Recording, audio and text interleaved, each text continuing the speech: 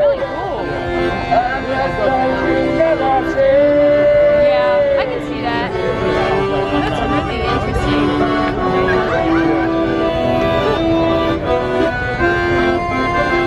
Hello travelers, and welcome to the Horror Green Book, the channel that takes you from coast to coast and con to con. I am your travel guide, Brendan, and today it's like my favorite time of year as a Texan, Texas Frightmare weekend. Guys, this will be my third year in a row going, my second year in a row vlogging it, and my channel has experienced some tremendous growth. It's going to be a fun time, travelers, as we go in and see all the great guests from cast members and important people from the Friday the 13th series. We have my favorite Danielle Harris, of course. We have Joe Dante. We have Eli Roth in the house. We have so many people, the cast of Scream, just so many great people in the house. So we're gonna go along and see all the fun stuff that's in store for us like usual.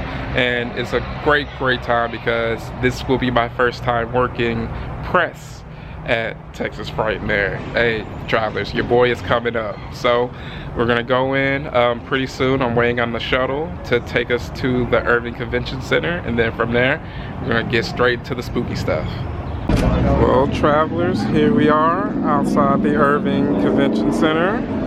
Of course the line is very long, as to expect with an awesome convention like Texas Frightmare. Oh guys, the excitement is mounting. You can feel the excitement in the air, the anticipation from all the horror fiends. Alright guys, we are at the end of the will call line. Hopefully this goes by quicker than expected. Normally it does, you know, the volunteers and the staff at horror conventions are normally pretty efficient when it comes to stuff like this. 6 o'clock has just hit and I am almost to the end of the will call line. It's moved pretty fast and the general admission line has opened as well, as you can see from the rush of people heading that way. Texas Frightmare has begun and it's going to be a fun time. Alright, there's the yearly tradition as we're serenaded. Love these guys, y'all.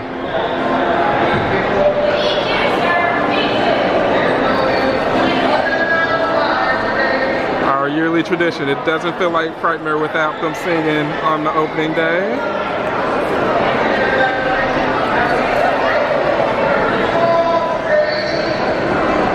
Okay guys, as you can see, I just got my wristband, my press pass and everything, and you can see that Juliette Lewis and the Lost Boys will be here.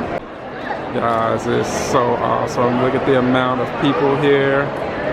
We are going to have such a great Texas Frightmare weekend.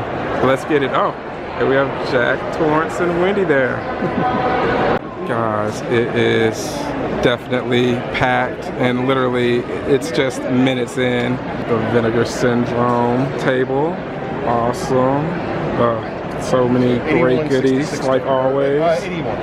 Gotta grab them up early because this table is going to be bare bones by the end of the weekend. We have the Trick or Treat Studios booth, the world famous. Oh guys, gotta love their stuff. A lot of awesome materials, some of our favorite masks. Alright guys, if you have seen my earlier videos like the Texas Hunters Convention, then you will be familiar with the Stiltby Studios booth. They make awesome masks, and if you're someone that has always wanted to learn the craft of making masks, they will teach you. So guys, check out the QR codes there and check them out, and they're also on YouTube as well. They give all types of tutorials on how to make all types of cool stuff. The Wolfman is having fun here at the Fangoria booth, and who wouldn't? They're institution in horror for the longest, so hey, always gotta stop by. We have the Nightmare Toys booth. My good friends, absolutely love them, and looks like they brought plenty of goodies all the way from Las Vegas. Hey guys, go check them out. Nightmare Toys, one of my absolute favorite places to visit whenever I'm in Las Vegas, so definitely check them out, guys. Have a spooky day. All right guys, check out this amazing jewelry. Oh gosh, okay, check it out. All of these are handmade, and they are handmade in England, and they are brought to you by Alchemy of England. Guys, check them out. They have been here since 1977. That's awesome. If you check out and like anything that you like, make sure to check them out at alchemyofengland.com. They have all types of cool crafts here. Great handmade jewelry. So, very fun, guys. Got some very cool stuff. Wow.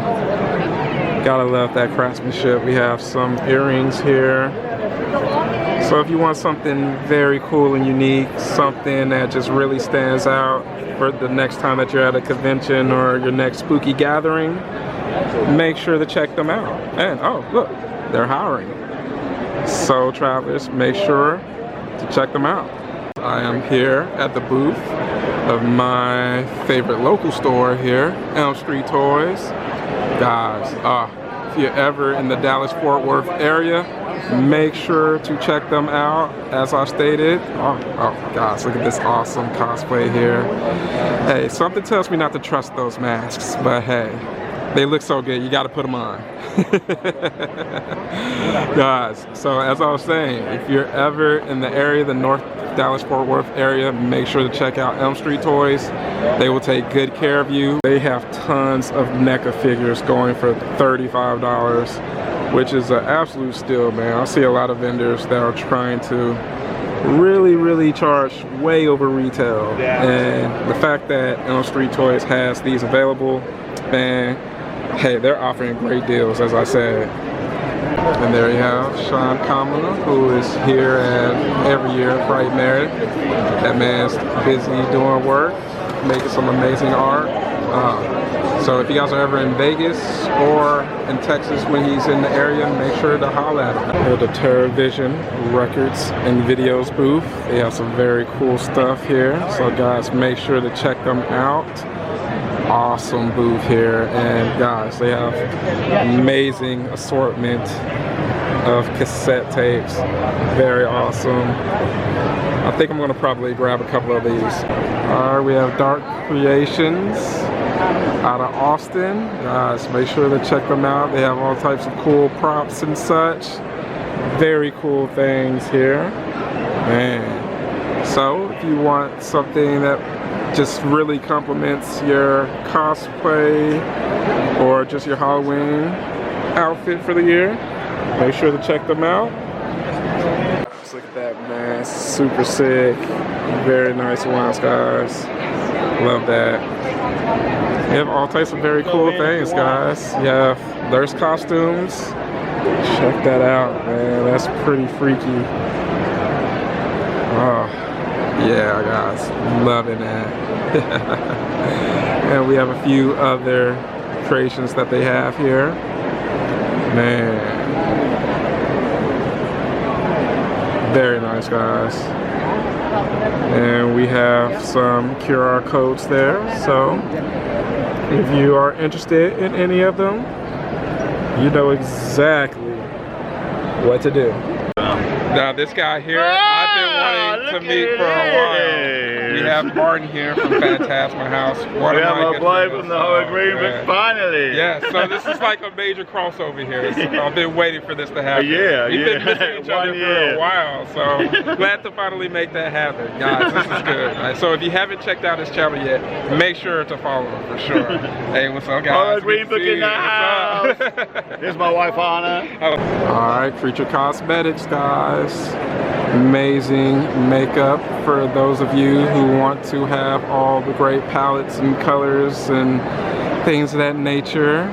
I've seen them at a few different conventions, and they always have some very cool stuff that their booth is always jumping. So guys, make sure to check them out because they have officially licensed things from all of our favorite titles. So guys, make sure to check them out.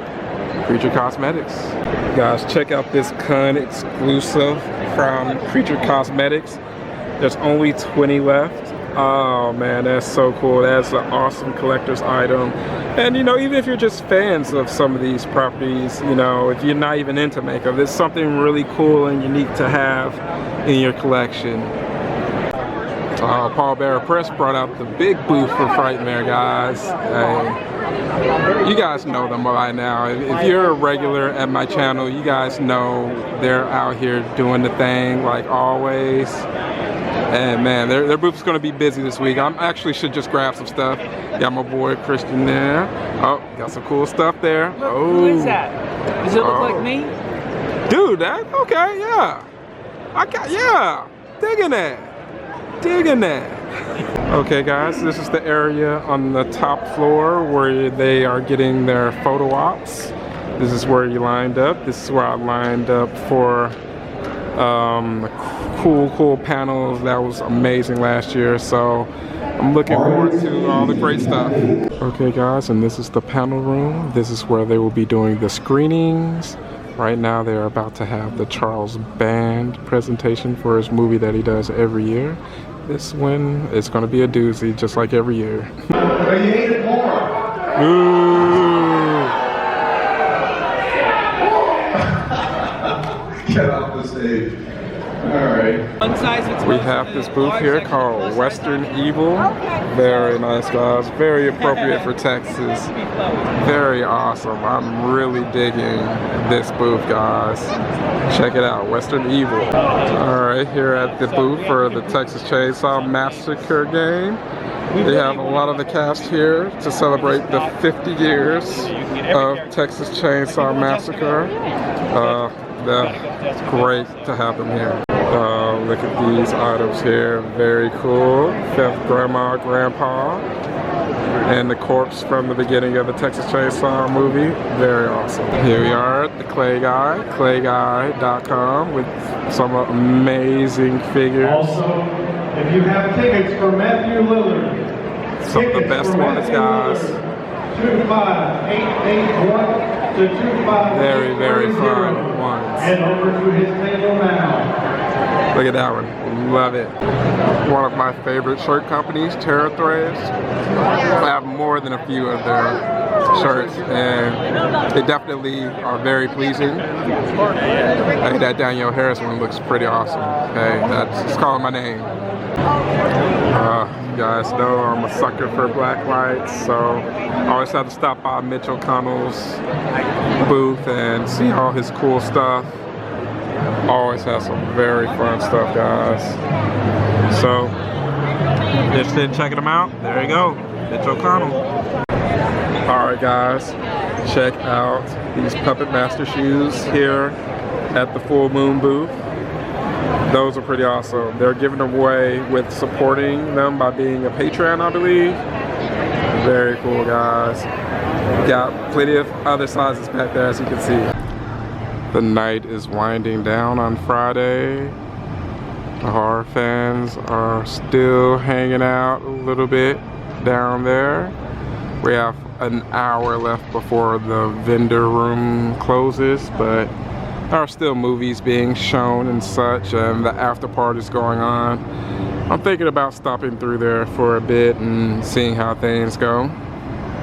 We'll see how that actually comes to fruition or not. Okay, hanging out at the after party festivities, and man, this is gonna be fun. Trying to talk over the music so to avoid a copyright strike, but man, this is super fun. Okay, travelers, day 2 is here. Saturday is madness, as you have seen from last year's video. It is a little bit before 11, before doors open for general admission.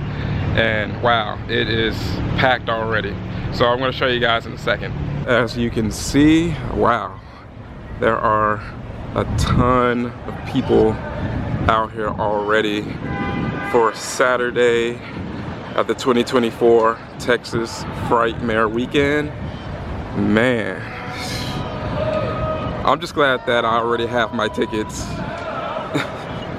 They're rounding up the crowd there.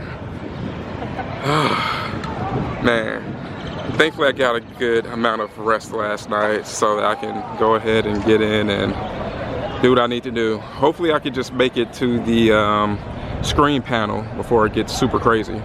Okay, so I'm at the back of the GA line, but thankfully it isn't as long as the will call line. It's just going all the way into the garage.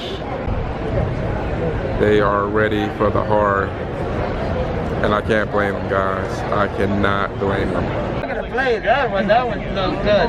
Tell you what, let's come up with something else to do. What should we do today? Can I get a picture? Yes, there's 4 of us. Oh, 4, yeah. Why are you singling us out? This is the fun stuff that you find at Texas Frightmare, guys. Absolutely love it. Okay, travelers, we are almost there. I can see the entrance. Can't wait. I'm gonna camp out for the screen panel. Hopefully I can get some good spots. Wish me luck, travelers. All right, there we go. We have officially made it in there. All right, no, you guys are awesome. Yes. All right, we have made it in. Now let's go straight upstairs to try to make it to the screen panel. Okay, travelers, here I am. I made it in, and this is the back of the screen Q&A panel line. Made it, so I should be able to get in and get a good spot because it's a pretty big room. And plus, I'm pressed, so I'm just gonna stand off to the side. Okay, travelers, there are a ton of really good panels today. So that's mostly what we're gonna get. There's a lot of panel and Q&A footage. So Saturday, just gonna look at most of that. Have some other cool stuff going on. So let's go and see how the day goes. Cheer as loud as possible when he goes rogue. Clap for that. If when he goes rogue, you want to collectively yell zoinks, clap for that. It feels like zoinks. Now, is it when he stands up or when he makes it down? Down. Down. Down. So when he has officially crossed the threshold and gone rogue off the stage, everyone's going to yell zoinks, and he's going to be so weirded out. And it's going to be great. Because I feel like he has done this so much that he just has fun and he tries to weird us out. So we're gonna put it back on him. Alright. One thing I've seen people do before to get everyone loot, this is the first panel of Texas Frightmare weekend. It's Saturday afternoon. For some of us, it's technically Saturday morning, depending on how hard you went at the full moon werewolf party last night. Saw a lot of full moons last night, if you know what I'm saying. No more time. Let's bring them out. Your cast of Scream. Give a big Texas Frightmare weekend welcome to Neve Campbell.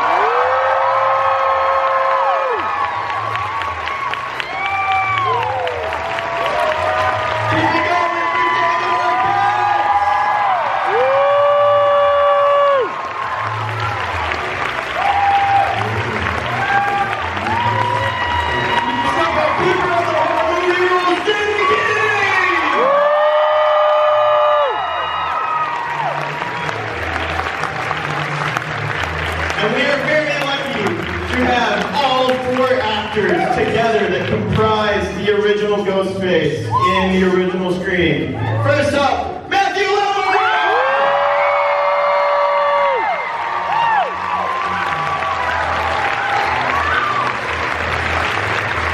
Next up is Partner in Crime, Skeet Ulrich!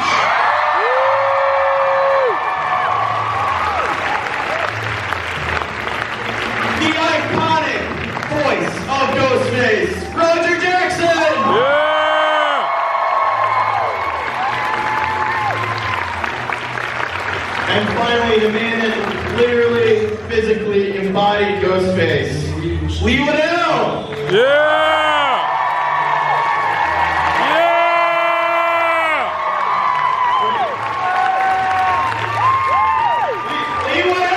Yeah! You back there? Oh wait, who's that? Oh my God! Someone's coming from the back!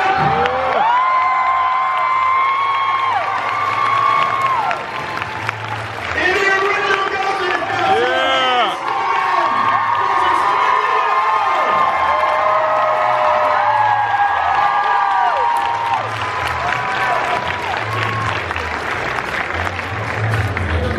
All right, thank you. That's all the time we have. Oh man, we're gonna have some fun. Well, thank you all for being here. I should just acknowledge what an honor this is. We've been lucky enough to have iterations of the Screamcast over the years at Texas Frightmare Weekend, but we've never had this grouping and this many of you together before. So it's a very nice reunion, and we're all honored that you're here with us as fans. So thank you so much. Yeah! And again, I just want to acknowledge how special it is to have the 4 actors that comprise the original Ghostface. It's such a cool opportunity.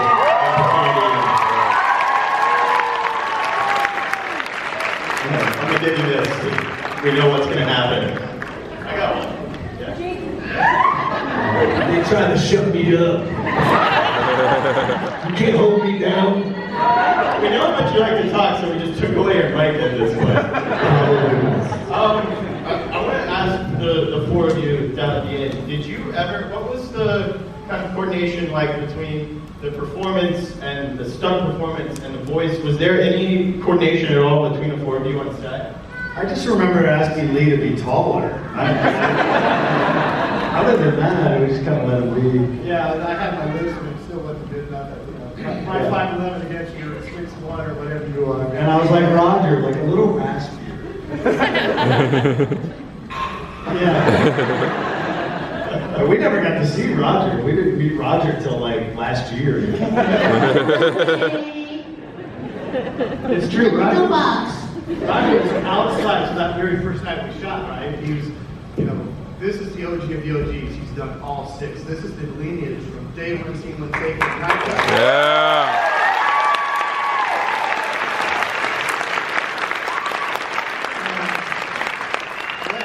Had him sequestered outside, so Drew never saw him.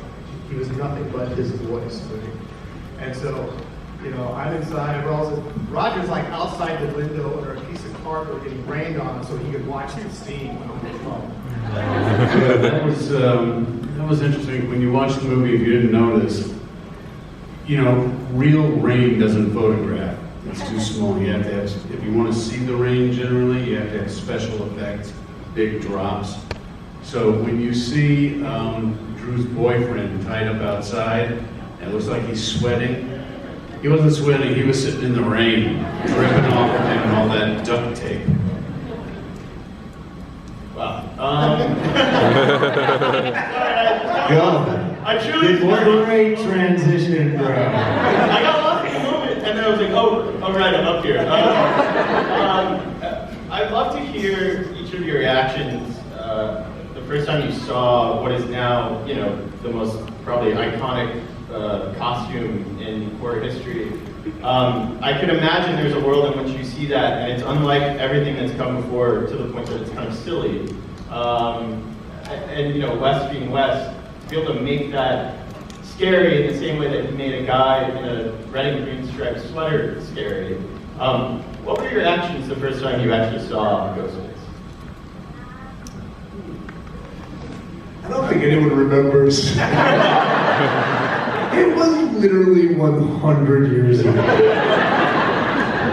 I remember saying that they found this mask in the back of a costume store. Yeah. And they'd gone through all the masks in the front, they were like, anything in the back, and they went and they found this mask. Yeah. And they were just telling me, yeah, they never nailed down the rights to it, apparently. So now I'm like, at this whole second life, and there's all these different Ghostface masks, Scream masks, but in a different style. originally. Yeah. I have a different thing. Conspiracy? First time that I realized that the mask hit, I was in a Denny's. As one You know, we all love balloons over my hammy. And I saw a waitress. That is not an applause line.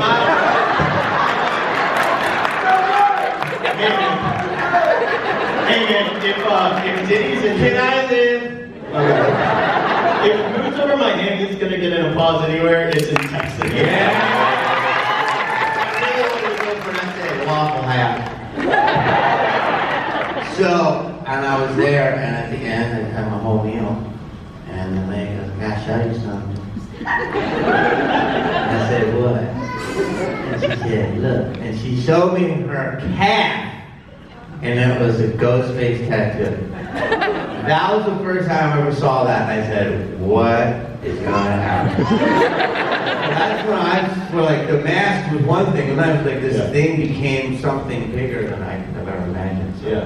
that was wild. I imagine it's surreal for all of you as you're, you have kids and you're trick-or-treating and you're just seeing a million ghost faces running around or ghost faces coming to your door. I bet that's especially weird for you. You're like, God, can't I get away from it?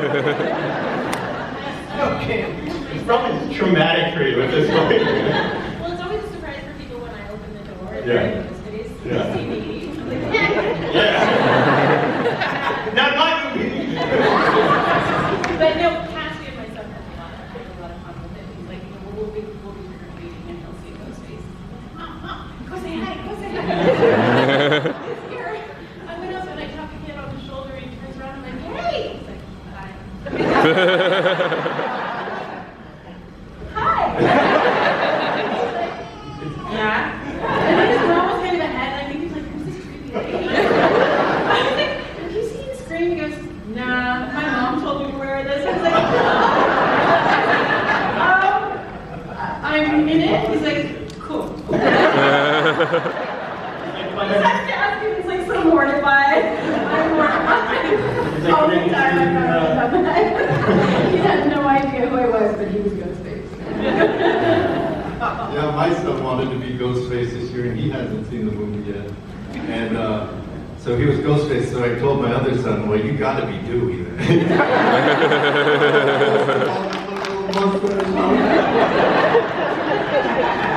Isn't it kind of a true testament to the power of this franchise and how iconic it is that there are people that want to dress up as that character that haven't even seen the movie? Yeah. It's truly like, Mathinsky, are you ever actually, do you ever put the costume on for fun? Are you ever actually in the costume in any scenes? Yes. Yeah, we did it one time. Well, Skeet did it once, and I wanted to be just like Skeet, so I copied Skeet. The scene where Jamie was watching Halloween, on the sofa, and Ghostface comes up behind him, and I think we were just kind of bored sitting around. It was boring. It wasn't my line. Watching Jamie act, we were, And I'll just get this out of the way since I've asked them this before and it was really awkward. Do not ask them if they have worked out who is killing who at any point in the movie because they don't know.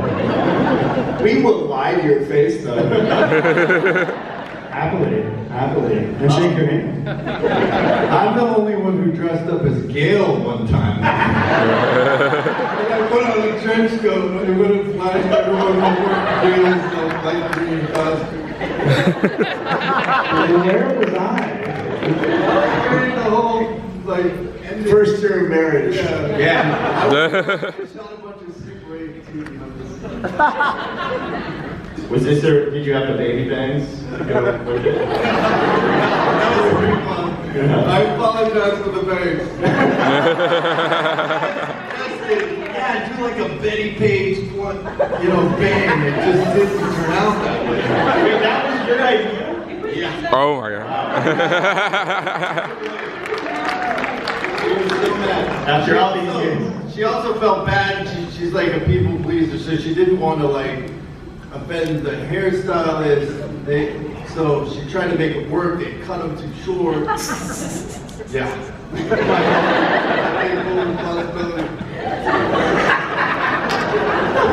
I never do that. Yeah, I am a great ex-husband. Like,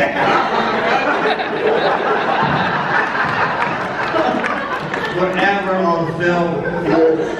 We have heard all the stories until that one. That's the best story. History's happening here today. I'm going to move on from talking about Cosplayers. Something I've never talked to you about is the poster, the iconic poster, which was not only iconic for the movie, but iconic for the entire kind of 90s, 2000s teen slasher genre. It inspired a whole style of poster that we're still seeing today. Put a bunch of like young, hot people in black leather looking movie on a poster.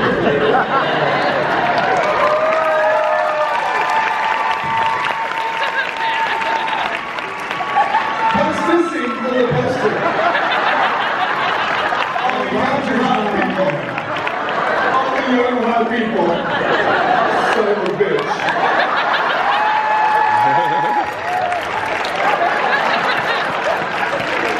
Now, my next question. My dudes, where are you on the poster? We're ugly. Thanks. Do you remember, for those of you that were on the poster, do you remember this photo shoot? Vaguely. Vaguely. Yeah, were we even standing together? We were. I do remember us being together. Okay. Yeah. I thought we took them separately. Evidently, I don't remember. Well, here's the funny thing. I was at that photo shoot. I know. Can we see the next picture? Yes. The next picture here? Yes. Hey, man, now let's miss it.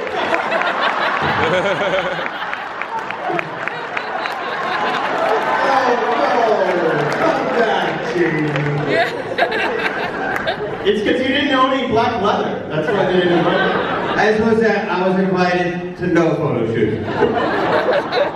You made the sequel. Appreciate you. In front of that damn van. Too soon, dude. Too soon. We're not over it. I understand there was some kind of unintentional injuries on set. One with Steve Matthew, the kind of iconic, you hit me with the phone, dick. You were not scripted to actually hit him with the phone, dick. It was written in my script. So I want to know today, Skeet, have you ever apologized to Matthew for hitting him with the phone? No. Would you like to take this time today to apologize? No. He doesn't talk to me anymore anyway. Talk to the hand. Talk to the hand. You know, look, I gave him a gift that day. The gift was all these t-shirts. You hit me with a phone, dude. All these did work out. Well, I'm going to give it right back to you because apparently, Nev, you accidentally stabbed Steve a little too hard with the umbrella. I think that's a little exaggerated in the sense that she did hit me with the umbrella, Yes. but it didn't penetrate my body. But it was scary just because I've had open heart and like it's a sensitive area for me. But there was no damage done. And God bless you coming out of that closet blind. Blind. I was in the space costume. I got it in with an eyeball. Yeah. So no apology needed today is what you're saying. No apology needed. Right. Right now, we're good. Nev and I are good. Yeah.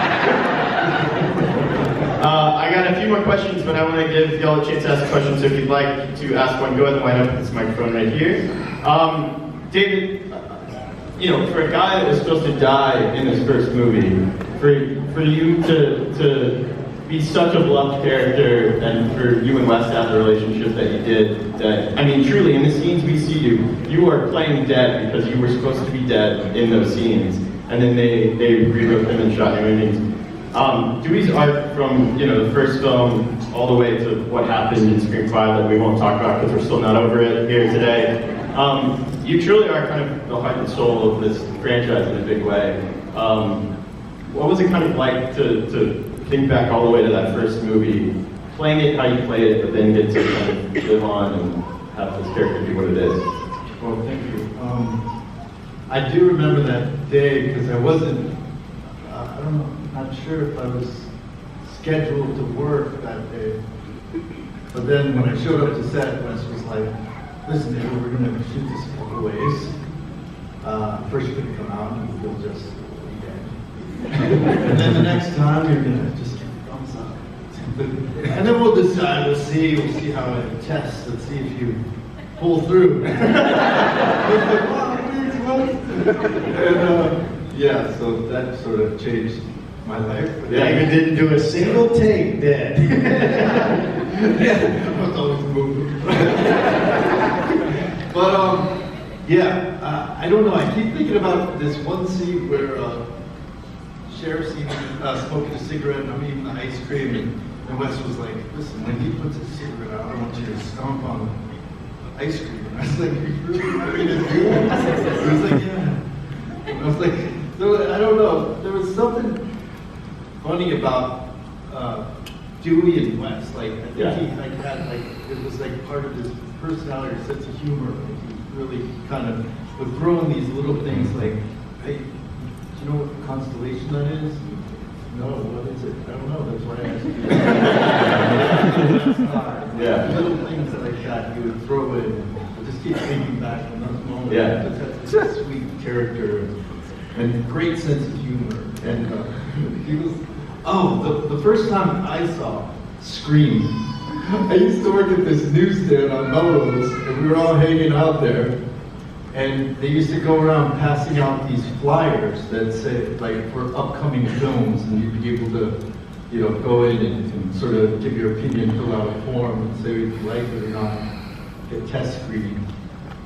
And then someone was doing it, and they said, "Oh, what's this one about?" And it essentially said the plot of Scream, and I was like, "Yeah, sure, I'll go see it." So I go to the Paramount Studios, and they see me in line, they're like, "David, you're not allowed to be here." I was like, "Well, I'm here."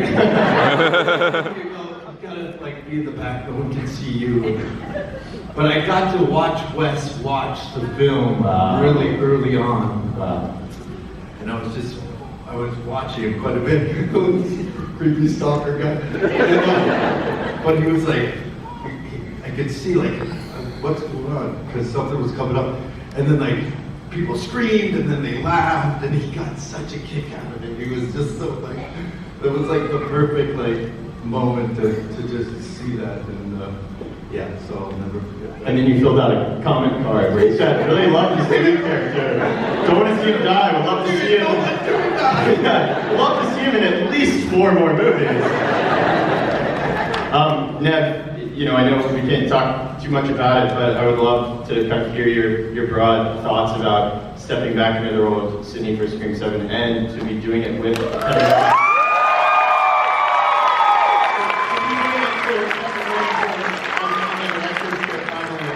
As a fan, I think if we can't have Wes, I mean, what better person to take it over? And I also just want to say, you know, even though I know it was probably hard to step away, I think as fans, and Matthew, I love when you chimed in and kind of said what you said. Like, we were all so proud for you to take a stand for yourself and know your worth, and no matter.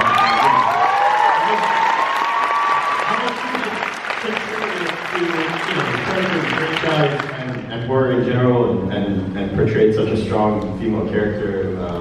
So yeah, you know, just proud of you. That's a lot. Yeah. No, I'm so excited. I'm so excited to get back on set. I'm so excited to play Sydney again. You know, they had to obviously pitch me the film and hear whether I wanted to do it before they wrote it. So I know what it is, and it's going to be great. At what moment do I come back? Is it like,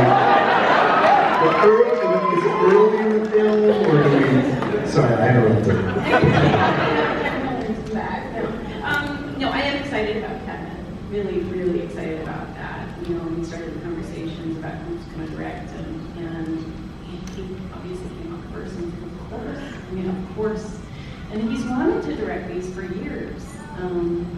So I got to ask him, which was great. I got to be the one to make the call, and he was in tears, and I was in tears. And, yeah. Wow. Yeah. That's so cool. That's so cool.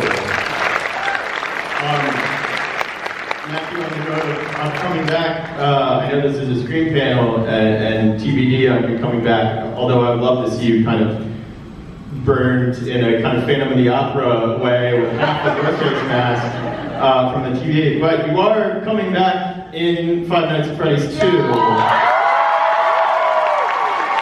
the way we're going to tie this back into the Scream is to grow up with Scream and then have a 10-year-old daughter who's coming into her own score you met yesterday, be able to take her Willow and you know, not to comment on your age, but for me to be a fan of you when I was young and now have a kid who's she was so starstruck, to see you back on stage and experience that together where we just got to see you wipe the knife again, and to see you back in Horrorman is so special for fans and a new generation of people. So thank you so much, man.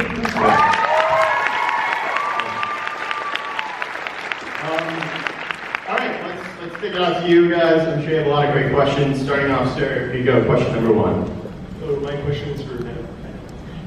Given that you are, without a question, one of the most iconic Scream queens ever, I wanted to ask you, who is your favorite Scream? That's hard because I haven't seen a lot of horror movies. But Jamie Lee is a friend, and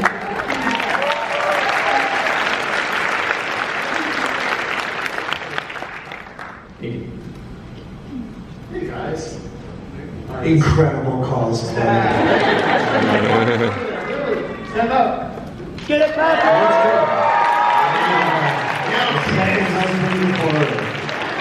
Now kiss.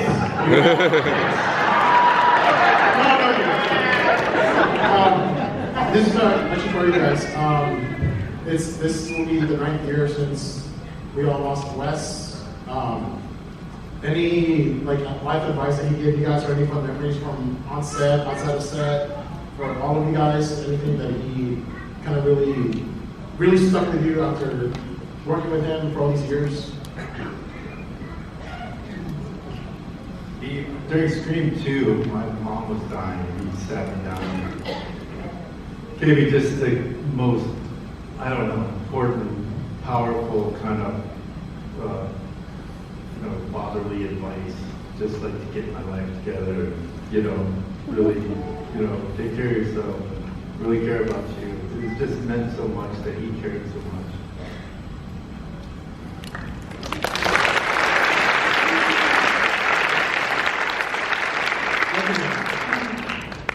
Thank you. Hi.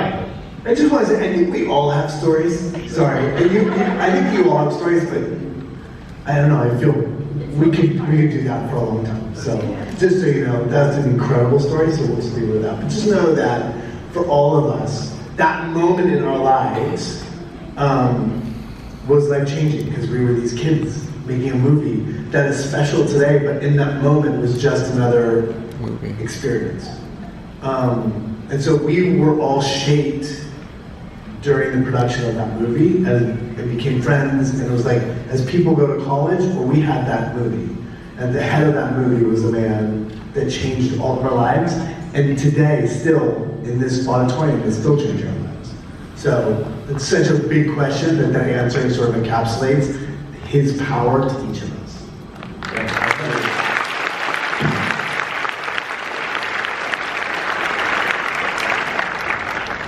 Hi. Hi guys. My question is, kind of piggyback off of this question. What is something that he did to get you in character? I know with Casey, he has that iconic showing the dogs, and those dogs are getting injured or whatever. But there's something that he did to help you get into character. How did Wes help us get into character? I had one. I've told the story before, but the final sequence with Steve and Matt, the first film, took weeks to shoot. And for me, the challenge was having a level of fear that didn't feel the same the entire time. Because obviously she's going to be in fear for that entire 3 weeks, but keeping it interesting. And Wes at one point came up to me, it's when I'm against the counter, and he just whispered in my ear, he said, imagine you have 1 million bullets ricocheting through your body, and he walked away.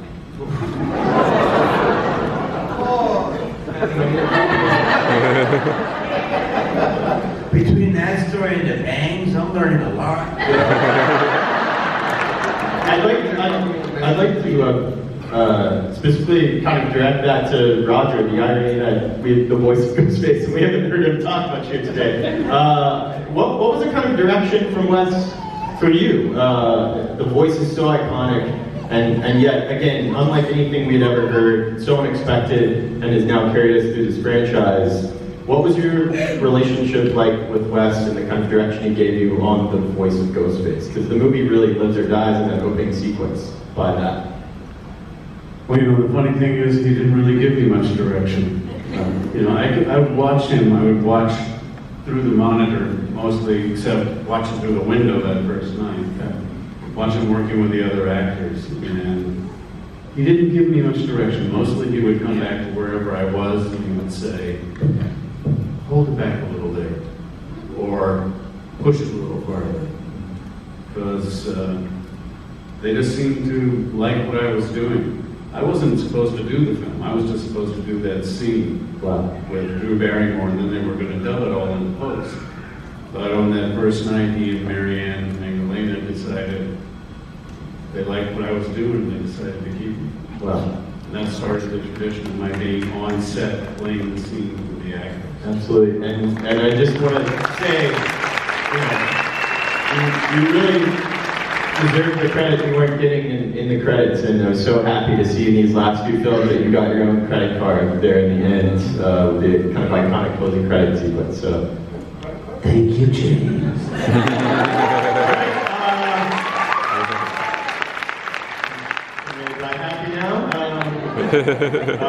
Yes.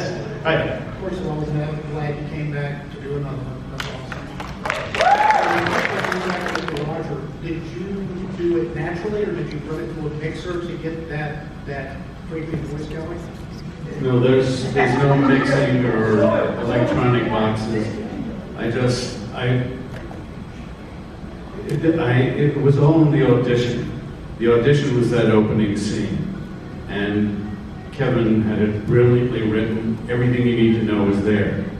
The guy, whoever it is on the phone, has to be kind of interesting, kind of playful, a little sexy. I knew from doing advertising there was a certain thing I could do that the ladies seem to like. Oh, you make popcorn. I only make popcorn when I'm gonna watch a movie. Oh. You like scary movies? What's your favorite scary movie?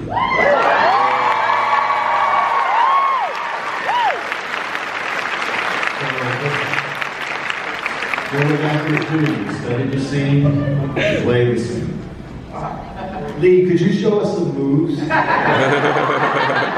already did! Okay, that was cool. Hi. So my question is for Matthew Lillard, and I've been kind of challenged to put you on the spot a little bit. So I host a podcast. Is this a dance-off? He's about to bring those She's All That moves back. I just threw out my back. Sorry, go ahead. So I co-host a film podcast, and every year we do a segment that we have called Lillard Fair, where we watch Matthew Lillard movies. Wow. And I've been challenged to ask you to program our next one. How many movies is it? It's 3 movies. I'll let you know the ones we watched already. We've watched In the Name of the King. You don't have to review them. Be gentle to the people. So is a horror podcast? Basically, well, the film, it's called Colson, the Catacombs, These Films Exist. We basically look for films that have maybe been forgotten. Okay. I have a great movie, I think, with Sir Patrick Stewart called Match. Match. Okay. It's a lovely movie. It's Carla Gugino and Sir Patrick Stewart and myself. I have a movie called Spooner. See, nobody's cheering, so that means Spooner is like a lovely movie by a director by the name of Drake Doremus. And then I have a movie called Fat Kid Rules the World, which is a big title. Alright, so those are the 3 movies. And tell your 12 listeners they deserve better.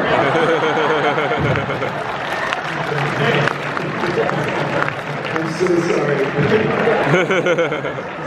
He's got to get that jab in there at the end of it. I've got a lot of films. Don't undersell that. Don't undersell that. What's the name of the podcast? Cold Cinema Catacombs needs films exist. Cold Cinema Catacombs. Okay. Cold Cinema Catacombs. Put that on a fucking t-shirt. Don't undersell Fat Kid. Billy Campbell was in that film. It's a great film, and he said that was one of the best pieces of work he ever did. That's The Rocketeer and Dr. Manhattan saying that was one of his best pieces of work. Great film. And we're not mentioning that Matthew directed the movie. Yeah. All right, we got time for a few more. Hi, I just want to say, please don't kill me, Mr. Ghostface. I have a silly question. If y'all were clowns, what would y'all's clown be? Whoa. This is definitely a name like that question. Could you name us all, please? I love both of them. David bought the rights to Bozo. Yeah. He's bringing it back. Yeah.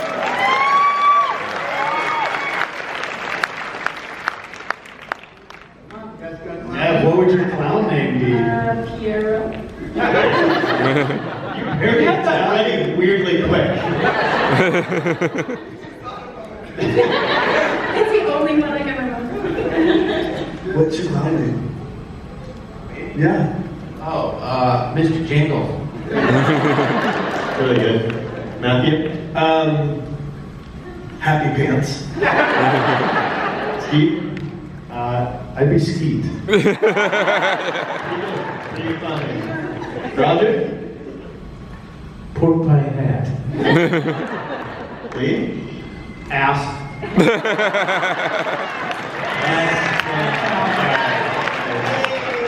That's why we should not give him a microphone. Nobody said it was high art in here. All right, let's try and speed through so we can get through as many of these because we really got to wrap up here. Hi. It wasn't very nice what you did to me, by the way. I have a question. If you guys could either switch roles with someone on cast with you or in a different movie, who would you want to switch roles with? Han Solo, every single time. Normally my answer is yes, I want to be Sydney. But I want to be Han Solo. He shot first. I'm really happy with Sydney. We are too.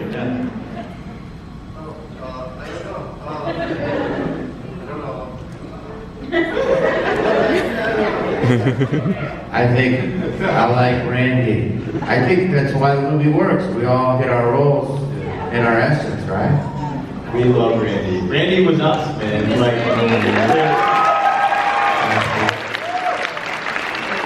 there's so many of us to be foreigners and feel, other, there's so many characters in this movie that spoke to us, but Randy was, to hear someone talk about horror movies in a movie, it meant a lot, so, yeah. It I'm did. proud of your niece and your nephew. Yeah. They're carrying the lineage on. They've gotten stronger than me because I feel that they've gotten stabbed a lot. They seem to be breathing. I don't remember that many knives. I'm dead in the dirt. Hey, Jamie, can I just ask you a question, given that she's here? What was the werewolf movie with E.T.'s mom in it? The Hound. That's right. Yeah. Oh, that was my line. Oh, yes. And because D. Wallace is D. Wallace, yeah. Legend, probably. Yeah. Next question. Next question. Thank you.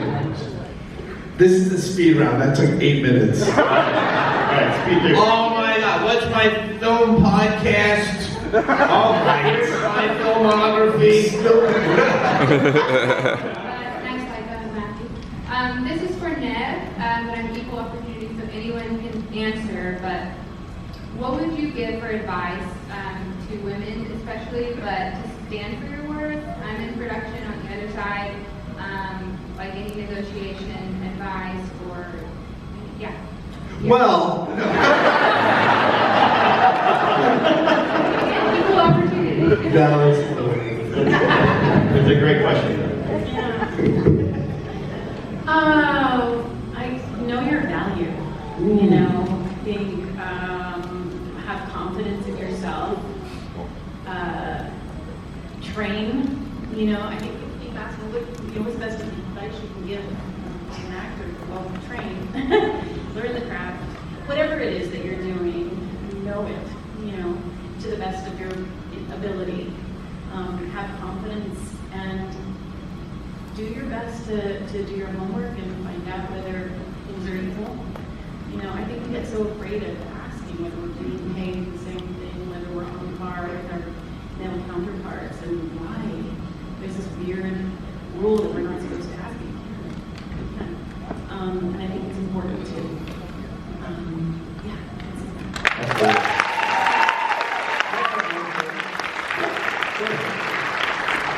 No one job or opportunity makes or changes your life, right? So things, the universe will give you what you need.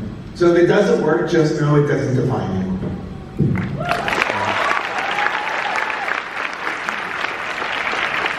Alright, we got time for a couple more here. Let's keep it. So I have a question for Neve. So this was brought up between Melissa and Jen's characters about mental health and therapy. About what? Mental health and therapy. And so how has Sydney overcome like all the events from all the previous films with, you know, all the betrayal and just breaks the family? Just a question about kind of the exploration of mental health and like trauma and being a victim and like overcoming that, not letting it own you, you own it. Yeah, I think it's amazing how many people actually come up to me and tell me that seeing these films or watching Sydney or watching these characters overcome something has helped them in their lives. And honestly, it's beautiful. I'm very grateful that message somehow has touched people and you know, and helped people. We're lucky as artists that we can portray characters that sometimes will bring confidence to someone in their life or touch them in their life, or that they see something that they relate to and that it helps them overcome in some way. As to your question about mental health, can you be more clear about that? Like how has Sydney like overcome, you know, betrayal, like her cousin? How has Sydney herself overcome? Yes. Yeah. You didn't read her book? How has she herself overcome? I mean, that woman has been through so much. It's insane. You know, she took time for herself. I think you've seen in some of the films that she took time for herself. You know, she obviously became a social worker for a period of time. It became something that was important to her, was helping others who had been through trauma as well. And I think she came to a place where she was at peace with herself. How she did that, I don't know. That's between the films. Yeah. Thank you. All right, we gotta take one more, but I'm sorry, all the ghost faces look the same. I think this is the ghost face that came up to me and said, I really hope I get to ask a Scream question, and it's a kid in a ghost face costume. So I want to give the last opportunity, very fittingly, to this this kid here in the ghost face. So come up and I know, okay, but it's a little ghost face, so we gotta move it down.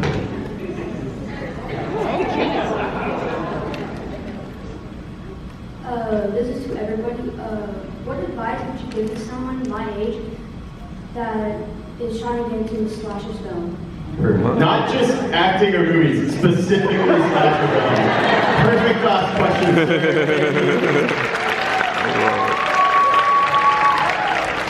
Do you mean as an actor or just as a fan, or as an actor who wants to act in specifically slasher movies?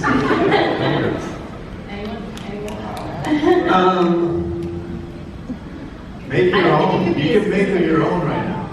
Like you can make them on an iPhone, like learn how to edit, watch films you like, just start doing scenes and things with your friends, and start filming and putting it together, shoot scenes with a storyline, and then just keep building on it. It's all about building and working on it. That's a great answer. That is a great answer.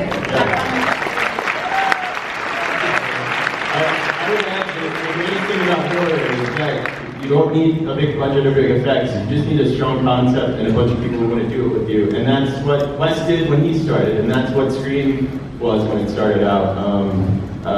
Thank you all so much. This has really meant so much.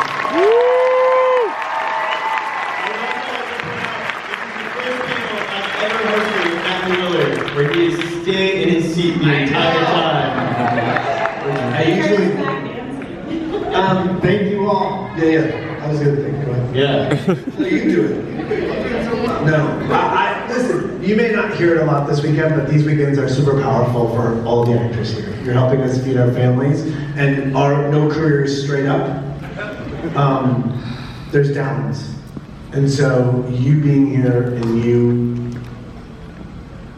giving of your time and your money helps feed people's families. So thank you for that. Appreciate it.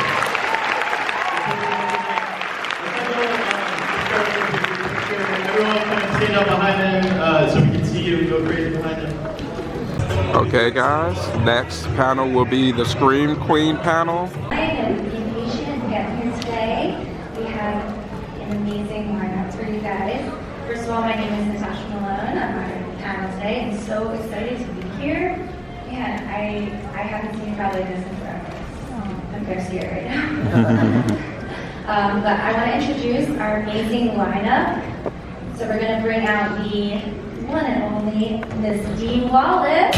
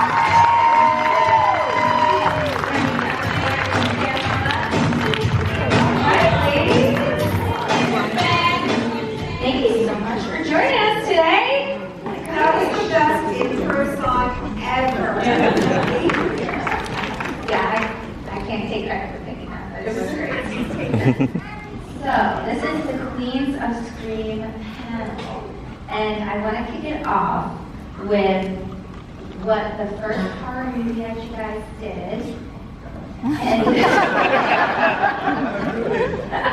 how you got involved. So, Dee, I'll start with you.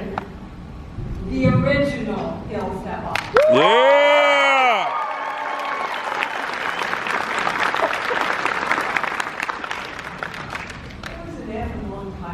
I'm sure I had to audition, guys. It was like, the beginning of my career. I had done a religious film, and then went into the element.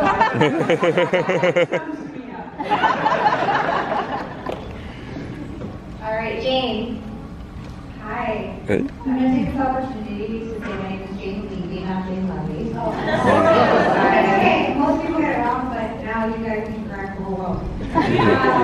My first horror film was Evil Dead 2013.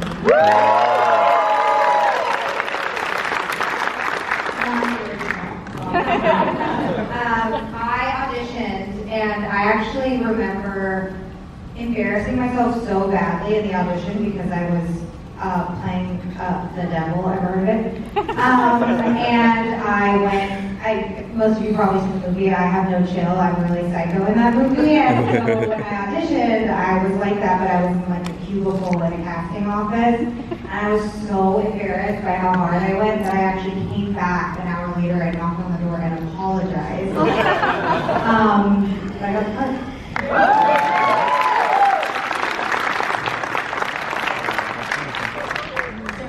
Okay.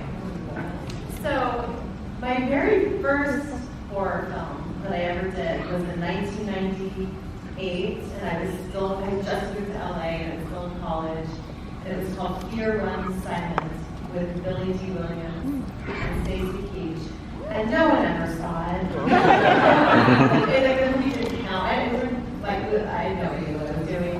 You're all going to go find it now. Yeah. And so I thought the first horror movie that really counts for me, that really changed my life was Cat. Yeah.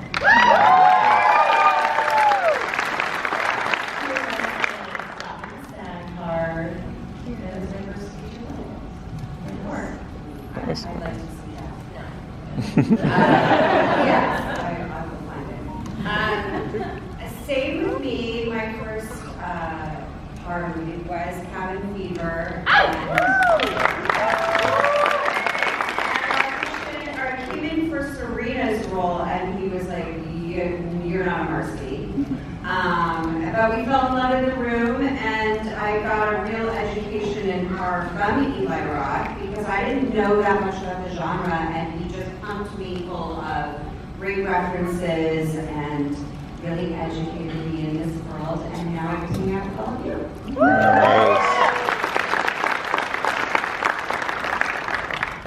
First of all, Queens of Scream.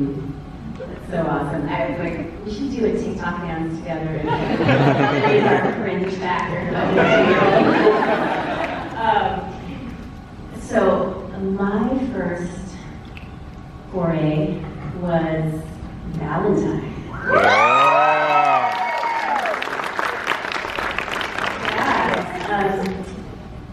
Me and Boreanaz started up together.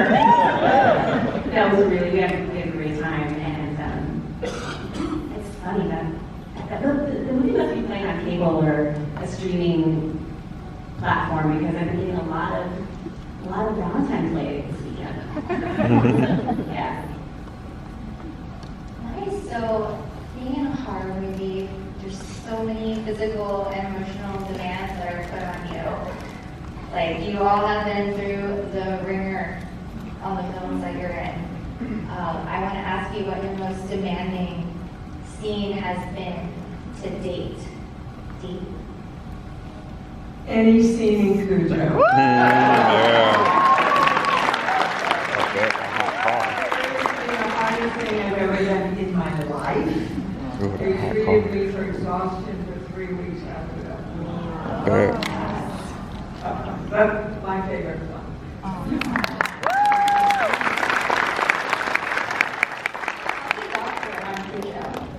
How many dogs were on Cujo, by the way? 13 dogs. Didn't some humans also play dogs? Didn't some humans also play Cujo? Well, there was a stuntman in a dog suit, but he didn't do many scenes in it. The real dogs did almost all the tricks. They were all taught different tricks and to go after different toys. So we had to tie their tails down with fish wire because they were wagging them all the time. Everybody thinks we were dying of the heat. It was really cold in Northern California. November and December. So You need filming. it's even worse. Evil Dead was pretty grueling. I think the hardest scene was getting buried alive, which I did two different ways. The first was just so that my scene partner could actually talk to a person. I wasn't even on camera, but they dug a whole. I know. I was trying to. And then They heard it acting. Yeah. That's what I would say. No, he can talk to the dirt. But I was 22 and I was trying to be a really good scene partner. Yeah. And so they dug a hole and I got in it. And I was wearing a warming coat and I had my phone and a flashlight. I think a walkie-talkie. And then it was like a box. You know, like the top of the box was dirt that looked like there was no lid there. Anyways, I laid under there for a take and then I think I said, that's fine, we don't do that again. But then I had to get buried alive for real. So I was laying in the dirt with prosthetics, with a plastic bag around my head, with an oxygen tube behind my ear. And I got buried alive until I was completely covered with dirt. And I mean, it was like, you know, like my whole body was covered, my head was exposed, and I had to do the final shovel of me. If you see the movie, I'm like hyperventilating with the bag in my mouth. It's really charming. Anyways, you know, it's not that deep, so I can hear them say cut, and when they say cut, I sort of dig myself out. Oh my God. Yeah.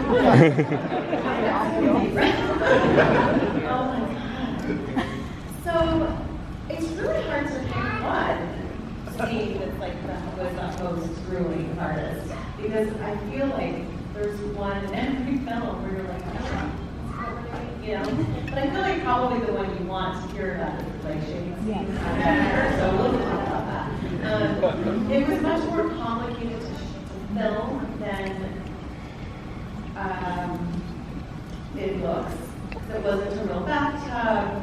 It was like 3 o'clock in the morning. We were running out of time. Everybody needed to go home. It was freezing, and like I was like sitting on an apple box in a bath of cold water, and like the prosthetics were frozen. It was just kind of like, and then we didn't have the emotion. But then the added piece of like there being nudity in that, like so vulnerable. Yeah, you're so vulnerable. It was a lot of elements at once, sensory overload.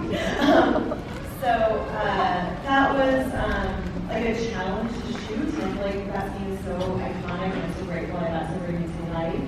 But that scene is like a testament to the village to make it movie. You know, the editors, the music, the sound, and all of that. Obviously, Eli's like touch on everything really made that scene come to life.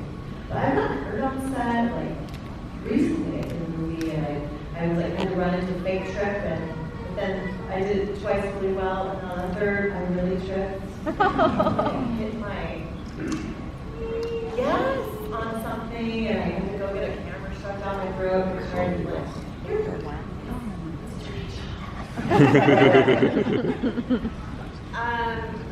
I'm still reeling from that Harry Love story.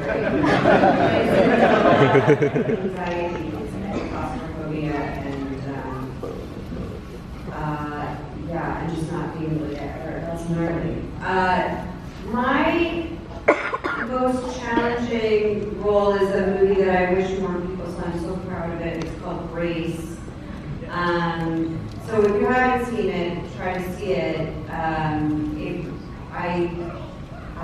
pregnant with it. Sorry, Jean. I'm pregnant with, sorry, Serena.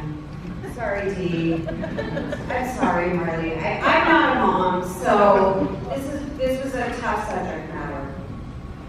I'm pregnant with a baby, and I got in a terrible car accident, and I'm desperate to be a mother, and I have to give birth to a dead baby, and I will her back to life, and she survives on my blood, and it's like a really psychologically difficult place to be. But it was also challenging because we had one baby, and usually we get twins if we use babies, but we only had one, and I had a prosthetic baby and a cat, or my co-stars. So it was a lot of me pretending to have a baby on me, and anyway, it was psychologically really challenging, and it was a gnarly schedule, shot on film in 20 something really proud of. So I'm just selling it now because I wish more people.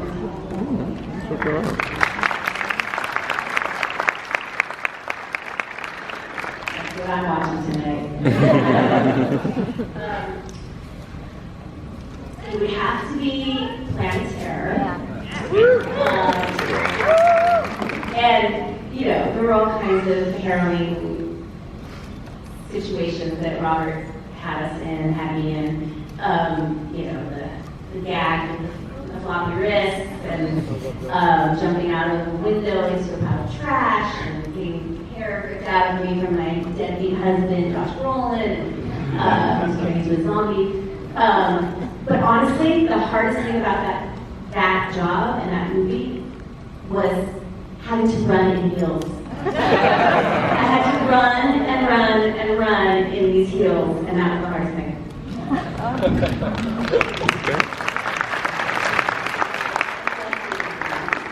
Is here at Frightmare, and you guys got to reconnect and talk. So tell us a little bit about working on the Howling with Joe. What's some of your favorite memories?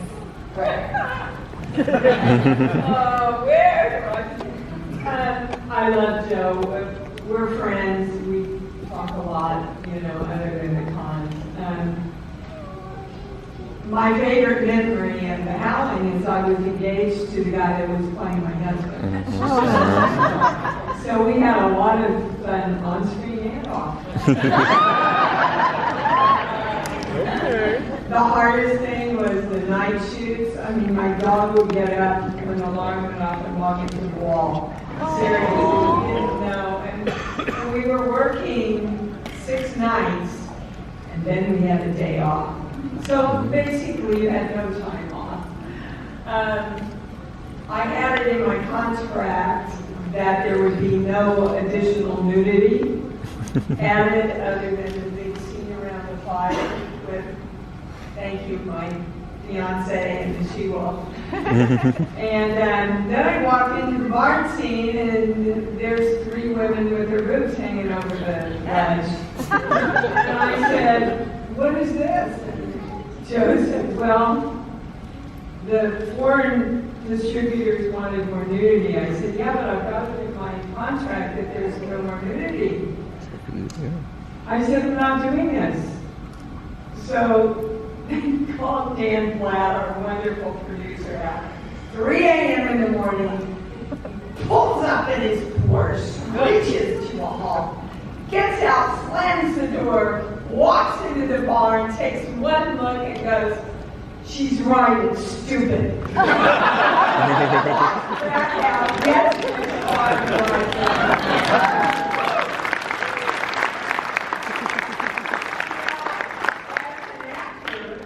actress, you really, especially in horror films, you really have to love yourself and respect yourself enough to speak up for yourself when stuff isn't okay. And because I play mothers all the time, thank you. I felt very protective of all the kids that I worked with, especially Danny Pintara, who was so amazing in that part. And in Cujo. But lots of the best shot that I think we got in the Howling, we lost the generator, which means we had no lights. And we had to get this big shot of the barn outside to set up the whole thing. We weren't coming back to that location. So you know what the DP did? He had everybody pull their car up, turn their headlights on, and that's how we lit that scene, and it's eerie and fabulous.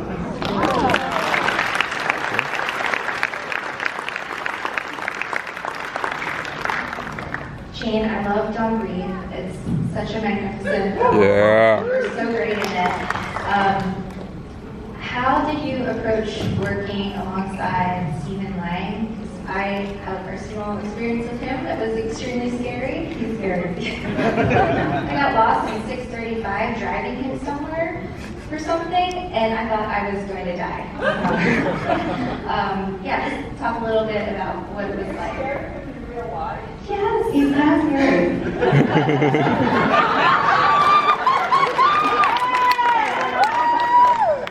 I just want you to talk. Every story is so amazing when Stephen is like method.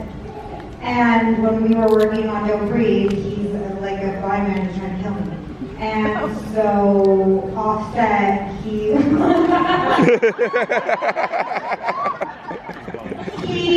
liked to be like blind. Okay, I'm gonna tell a funny story about Stephen Lang. For those of you who have seen the movie, or if you haven't, there's a scene where I almost get oh god. Yeah. Right into the turkey baster. Turkey baster. Stephen. One day I'm going to tell my children that's your mom. Okay, great. He's unsuccessful. Okay. So Stephen Lang is a really prolific actor. He played Hamlet on Broadway.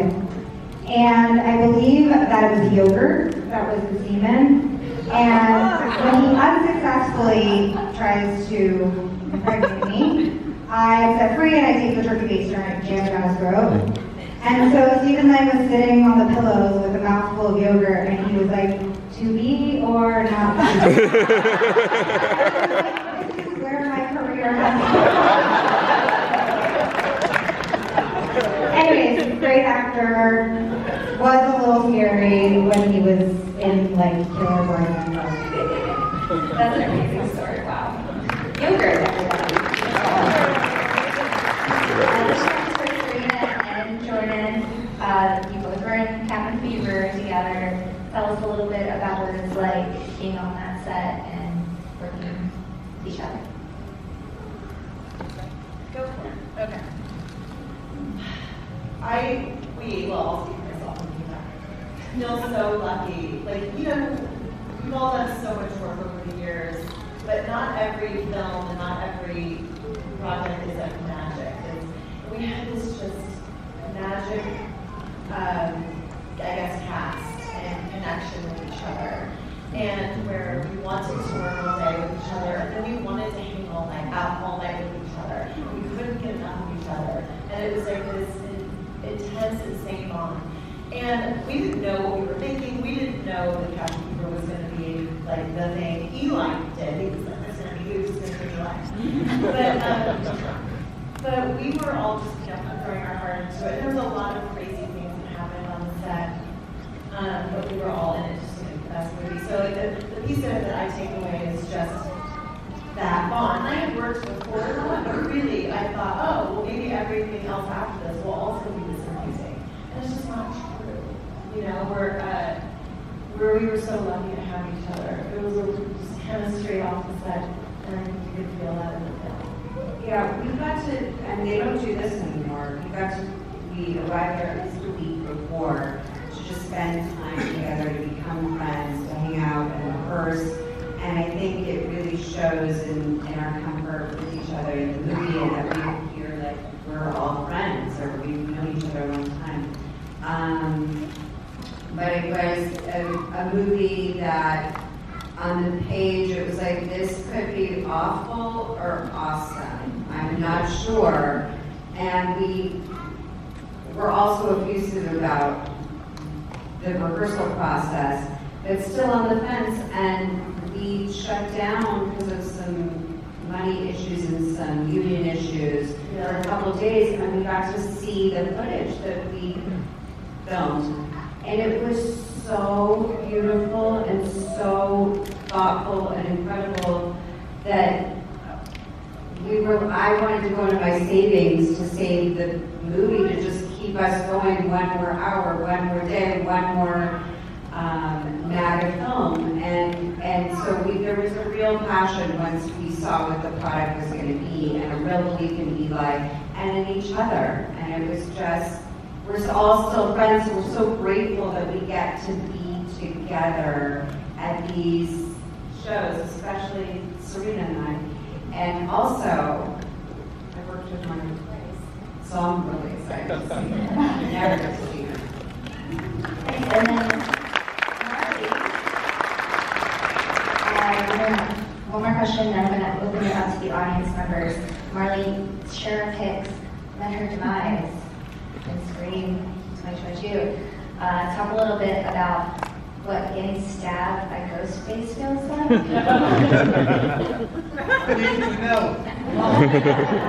Wouldn't you like to know? There's only a few of us that have had that privilege. It's kind of a secret club. No, that one was really, that was an out-of-body experience, actually.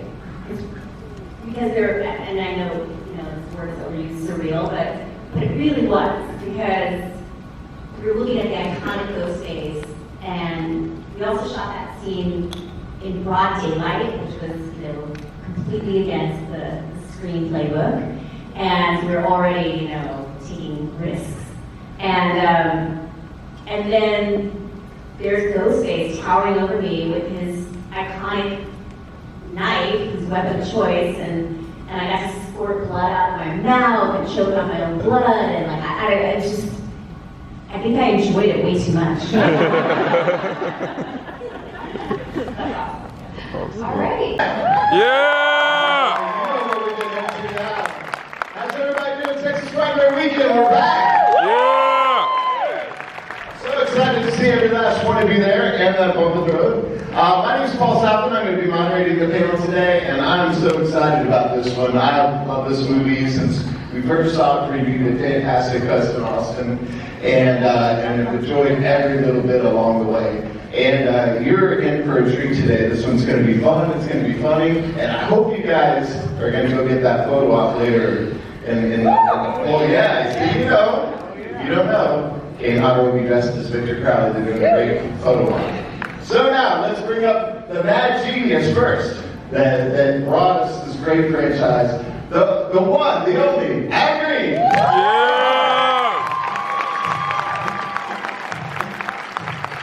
Yes, there it is.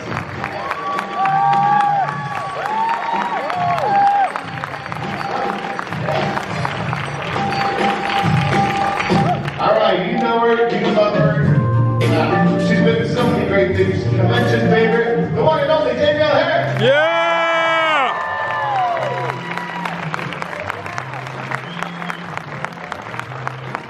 Woo! Yeah! All right, and now he who makes Victor Crowley so gruesome, Robert Pendergraft, everybody.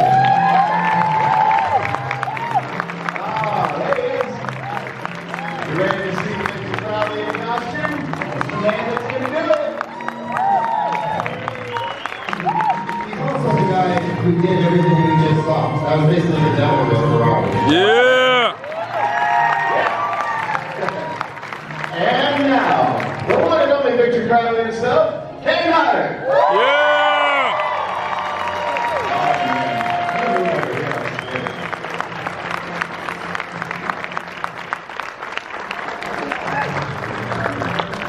Come on in. All right, one more round of applause. Kane Hodder. Yeah!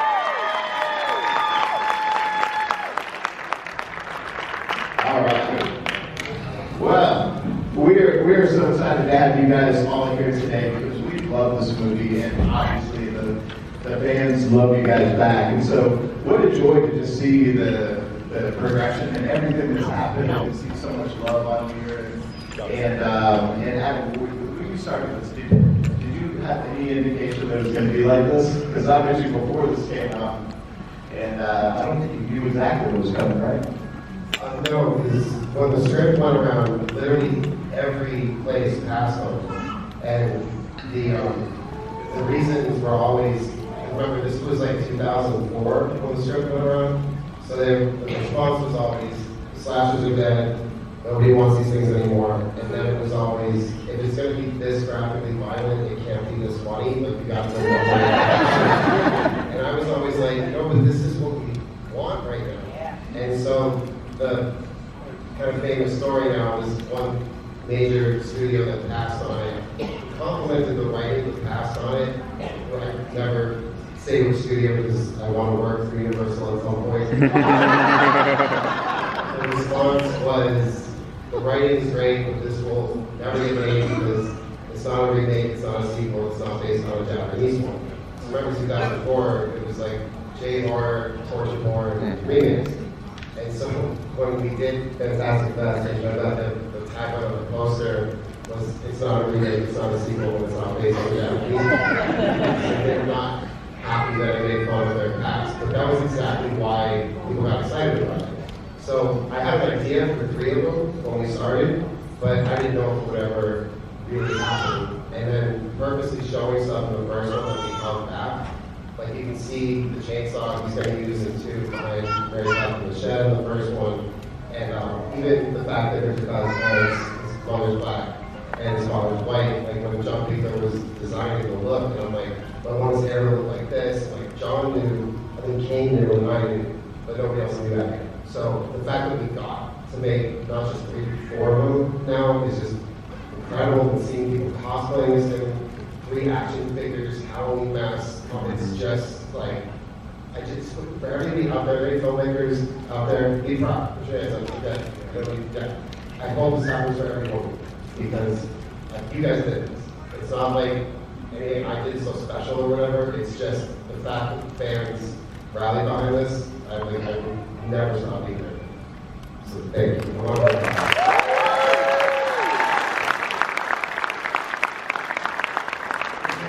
When you put that makeup on, you must have thought, oh, this is going to be fun. That's a lot. Yeah, I mean, it's an extensive makeup. Can you hear me? Yeah. Seems like I can. And when Adam first talked about it, he said, you know, got this character, so he and I worked together, kind of developing how the character was going to move and different minor personality traits. And he goes, yeah, we're going to do, I hope we're going to do 4 of these, well, 3 at the time. I said, oh, man, okay, I've heard that before. Everybody thinks their franchise will be the next one, so I thought, okay, you know, it'd be great.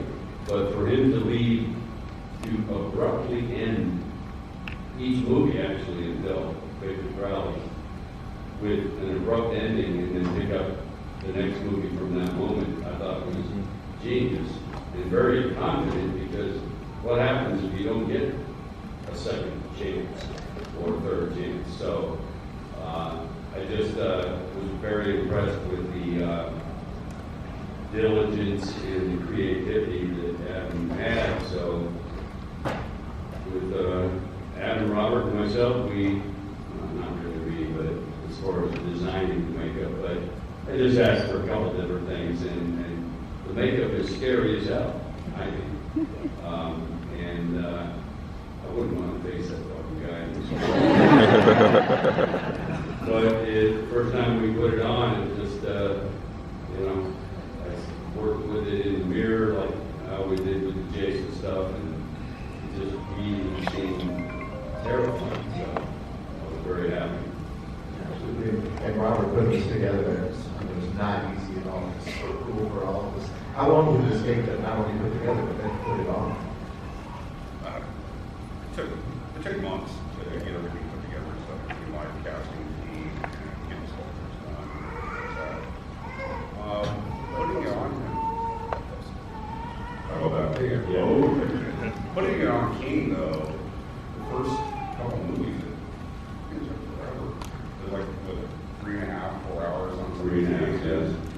And by the time we got to Hatchet 3, silicone started coming into the picture and started figuring out that let's just use silicone, let's try this, let's try a different way of doing this. And made full face masks, full silicone chest. And our application ended up getting down to the point where it was like 35 minutes to get the application on it. And then like less than 10 minutes to get it off by the end of Hatchet 4. So, you know, we've come a long way with the technology as far as like the appliances and everything like that. But, you know, the primary thing that was we want to make King comfortable. Because he has to wear all this stuff. And the change off of the foam was that the foam was very lightweight.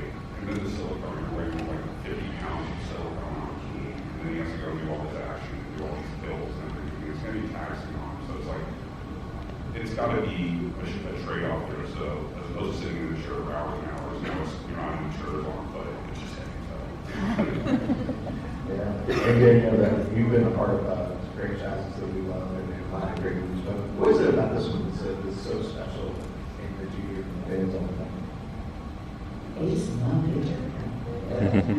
Loves picture. I mean, it's just a special movie. And I think a lot of the fans are 80s babies or of 80s horror. I mean, I feel like having been in both generations, Halloween and Odyssey, the OG and the new, and this has kind of brought me back to my roots, essentially.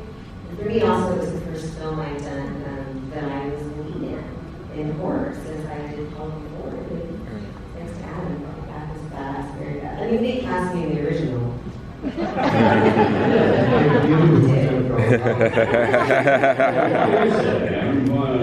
Okay, so this is what happened. I literally auditioned. I got called, I got scripted, I went into the room, and he sat there, and nice to meet you, and I read like fucking 12 pages. A lot of pages. It was an obscene amount of pages. And she killed it. She was great. But that was the last character that we were casting. And not just me, but the producers were getting worried. There were so many horror celebrities in it that people were going to think it's like a spoof of slashers, especially because like the characters are not killing her victim, but the characters are funny. So we went with the unknown. And then what ended up happening is that when it came time to do the sequel, it's not really Tamara's fault. Like, we're still friends, everything's fine. But she had just a terrible agent who was like, I don't remember the number, it was like, she wants $1 million. Like, the budget is $800,000. Being ridiculous. No one knows who this girl is other than this movie. And he's like, well, you can't make more without her. And I was like, fucking watch me.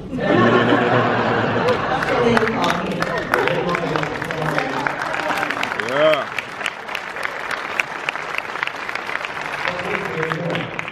Because I'm like, if we're gonna recast her, we have to go like up, like it's gotta be something where fans will be like, oh fuck yeah. And so I had to call Danielle and I explained everything and she's just listening, and then before she says anything, she said, okay, admit you were wrong.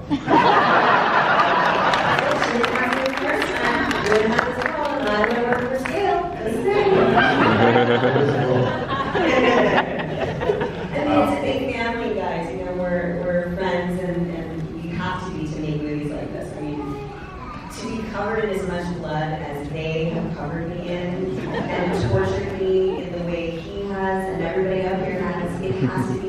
You have to do it because you love it. And everybody that makes these movies love horror movies. She's tougher than all the men that you've ever seen in any of these movies. They will only I am way less happiness in New York. And I'm being serious. See, in there, no one wants to say anything, but everyone's like, I'm not gonna say it. My table's like right next to it. no. He's not messing with me. He's never messed with me. Oh shit. No, he hasn't. Oh, well, that's not true. He has. He's done his part, the fart spray, but 2 years to figure that out. But that was him. Right.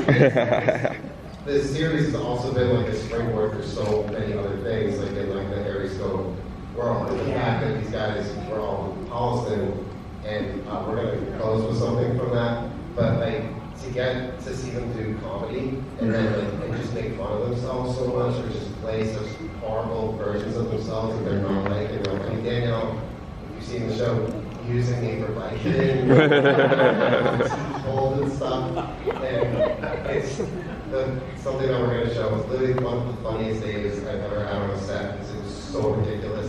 And just as like the fanboy in me could not believe it was actually happening. It's well, but we'll get to that. But, You guys see what Steve's talking about? Yeah. Yes. If you haven't, definitely stick around. Who hasn't seen it? Well, we have some fans here, right?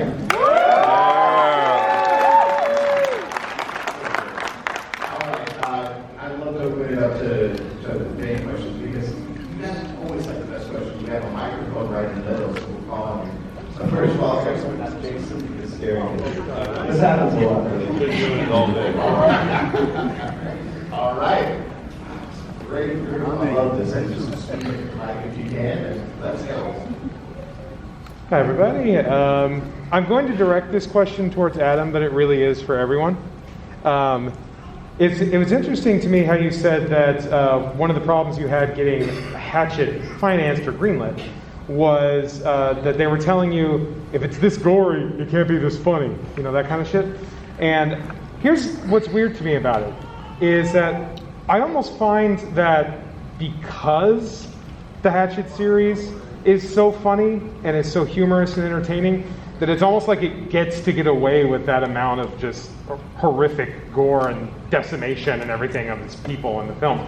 It's almost like, you know, it's like, oh, I know it's horrible, but look how fun everyone's having. Look how much fun everyone's having. You know, it's everything. So, I don't know. Do you think that, once again for everybody, do you think that comedy offsets like the violence in a way, or does it almost enhance it? Does it almost enhance the violence because it's funny, you're laughing, you're having fun, and then it's just like, oh shit, this guy just got chainsawed in half and we saw everything fall out. You know, so that's my question. It's like, go ahead. I think, so two things. The people who passed had a point, because horror comedy is really hard to market, because most people don't know what to, like, how do you make a trailer? If you remember the trailer, the original Hatchet, there was no sign of comedy at all. So a lot of people were sort of put off when they saw it, because for the first, like, 30 minutes, they're like, why the fuck is this funny? They, like, who hates laughter that much? It's enjoyable. But it is hard to market. And for every success you can think of, like Shaun of the Dead, or American Werewolf in London. American Werewolf in London was my biggest inspiration for this. Everyone always thinks the 80s slashers. It wasn't. It was actually American Werewolf and Frightmare. Because those were movies that took tropes that were so beaten to death, werewolf movies, vampire movies, and then just made them massively entertaining by having funny characters that you actually like. And I was like, well, what if someone did that with an 80s slasher? So, anyway, but I do think that the comedy should cut us some slack with the MPAA, because there's nothing mean-spirited in these movies. There's two mean-spirited moments in the whole series that I have a problem with, which I'll get to, but it's not, there's no like I'm not into rape, I don't want to see animal violence, I don't, like, no one even like really does drugs or anything. I don't think anyone smokes a cigarette in the first movie, and yet the MPAA came down on it so hard and gave us an NC-17, which means pornographic. Like, are you serious? And meanwhile, like you're seeing, I don't want to name names because all these movies deserve to exist and I like them all. Like the Saw series, Hostel, the Hills Have Eyes remake, which had just come out. It's brutal. If you remember, they bite the head off the family parakeet, drink the blood while they rape the mother, and there's kids in there, right? And no one in that theater was smiling or laughing. And I'm like, I just want to make it fun again, that's it. And it was so hard on us. I mean, the two got pulled from all theaters. But the two moments I'm talking about, there's a moment in 3 when Deputy Schneiderman gets kind of like slowly killed, like both of his arms slowly ripped off and then drowned in the mud. I was never happy about that. It just didn't feel, it just felt out of place to me. And then one that I didn't realize until like the 7th night of the tour was in 4, Tiffany Chavis's character drowning. Yeah. After being revealed she was pregnant. So if you can't tell by the opening of that movie, that was my divorce movie. So like, we're gonna live happily ever after forever, and then they go get fucking massive. They even cut off her ring on her finger. And when Joe Lynch read it, he's like, dude, you're working on some shit. But her drowning after being revealed that she was pregnant, and every night the audience was silent. There were nights when you could hear people crying, and I'm like, it's a Hatchet weapon.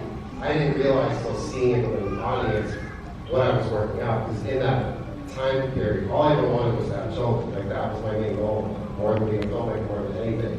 And I felt like that ship sailed and I'm never going to have this, and that's why every relationship in that movie is a couple coming apart or trying to get together and being ripped apart. But that one was just brutal, and I'm not saying, like, I'm sorry for it, but it does hurt to watch that. And I don't know, stay tuned, because maybe someday it will. It's never.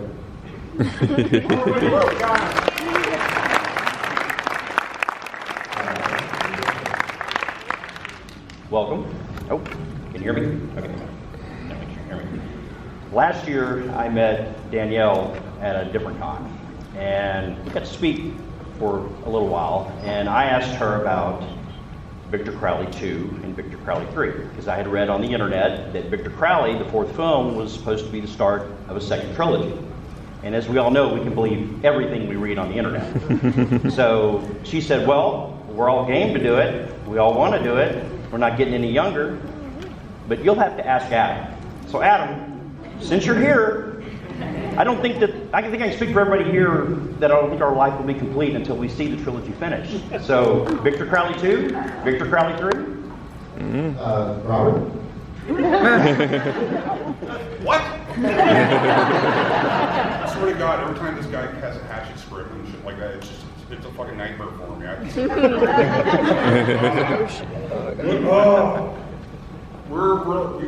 We talk about a lot of Hatchet stuff all the time, and we want to make another Hatchet movie, and we're geared to make another Hatchet movie, but for whatever reason, when financing and all this stuff that's above my pay level comes through, until then, we're just going to sit here in a thought process on it and keep thinking about really cool kills. But the good thing is that the more that we sit here and think about it, the better stuff that we think about. So I think had the pandemic not happened, and then the writer's strike, the SAG strike, it's been 4 really weird years. We probably would have done another one by now, but I have to go do other stuff in between, and then the fact that all of us do other stuff and then come back for this, there's no huge rush really, but I hear you. I know you guys want more. There's plenty of places I call pretty frequently, what's going on with this? Are you interested in doing another? And if it's the right thing, I think the pieces will fall into place. I think it will happen, but that's all I can say right now. But also remember, even if it was already shot, I wouldn't tell you. So I'll never be able to keep it secret. Again, like the fourth one, I still have no idea how we pulled that off to surprise everybody that way. But I get it. The filmmakers who like to always say, I'm working on this, I'm working on that. But it's such a weird business, and you don't know if it's really going to happen. So I would rather just wait and let people think I'm not doing something, and then all of a sudden be like, there's something new. So, because don't you feel like you get teased with stuff a year in advance? And then there's the teaser trailer, then there's a teaser to the trailer, then there's the trailer, then there's all these stills, and there's a clip. Just give us a fucking thing. So, it's not always up to me, but if it was, I would just always wait until it's ready, and then. So to quote Jim Carrey from Dumb and Dumber, so you're saying there's a chance. Yeah. And I'm probably not supposed to say, but Danielle is insisting a certain storyline happen in the next Hatchet film, and I kind of agree with it, but she feels like Victor finally gets laid.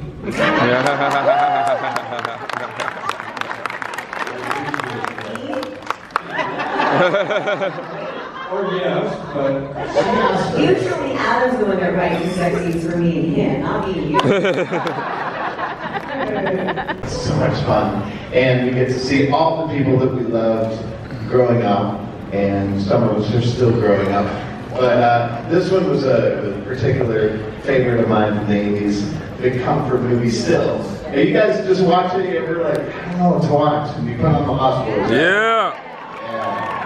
And so today we are so lucky to have 2 of the Lost Boys with us. And so we're going to go ahead and bring them out, and we're going to let you guys ask some questions. I'm not going to take up this whole time. We'll just introduce it. So I think there's going to be a mic somewhere.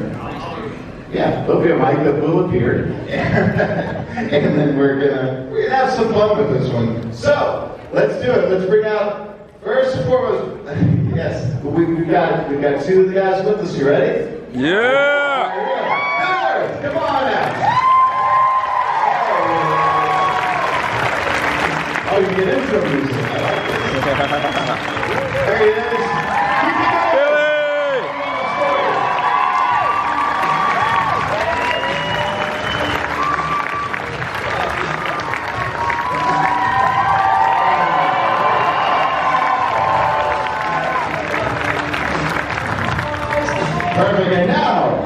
We love to have them. We don't see them enough. Jason Patrick. Yeah!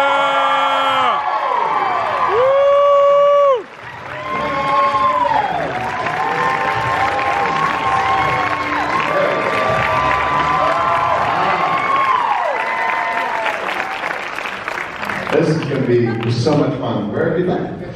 Step into my office. Oh, there's the mic for questions. Well, let's start it up, guys. Well, it's so great to have you guys. When you were filming this thing, you had no idea just the lasting power of this. There's probably not a week or a day that goes by where someone doesn't say something about the Lost Boys to you, right? Yeah, it's I think it lasts because it's so well made. It's really well shot. It's really well acted. I had a lot. It's Joel Schumacher and Gomez, and the performances. The young kids in that movie are so good. And then parents talk a lot. They just pass it down to their families. So it's really lasting. It's surprising, but I'm happy about it. You guys are amazing, man. I can't believe it.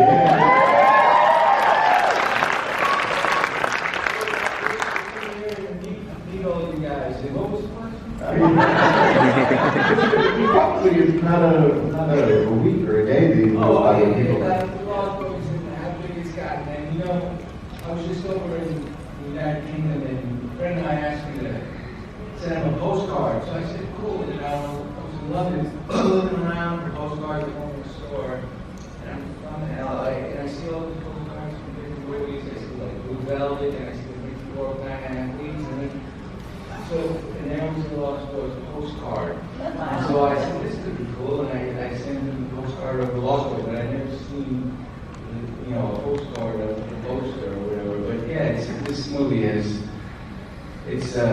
been a wild ride, and it keeps going, and I love it. And I love meeting all you guys. And the story and the narrative stands the test of time because, as Jason was saying, it's really quality, you know, collaborative filmmaking at its best. From the screenplay that Jason had a big hand in developing to all the different parts and the different crew members and cinematography. And it's got humor, it's got, you know, single motherhood theme, brotherly love, first love, you know, alienated youth, all the different sort of universal themes all packed into a rocking thing, great music, and it's just, that's why I think it still survives. Now the postcard, it had my face on it, right?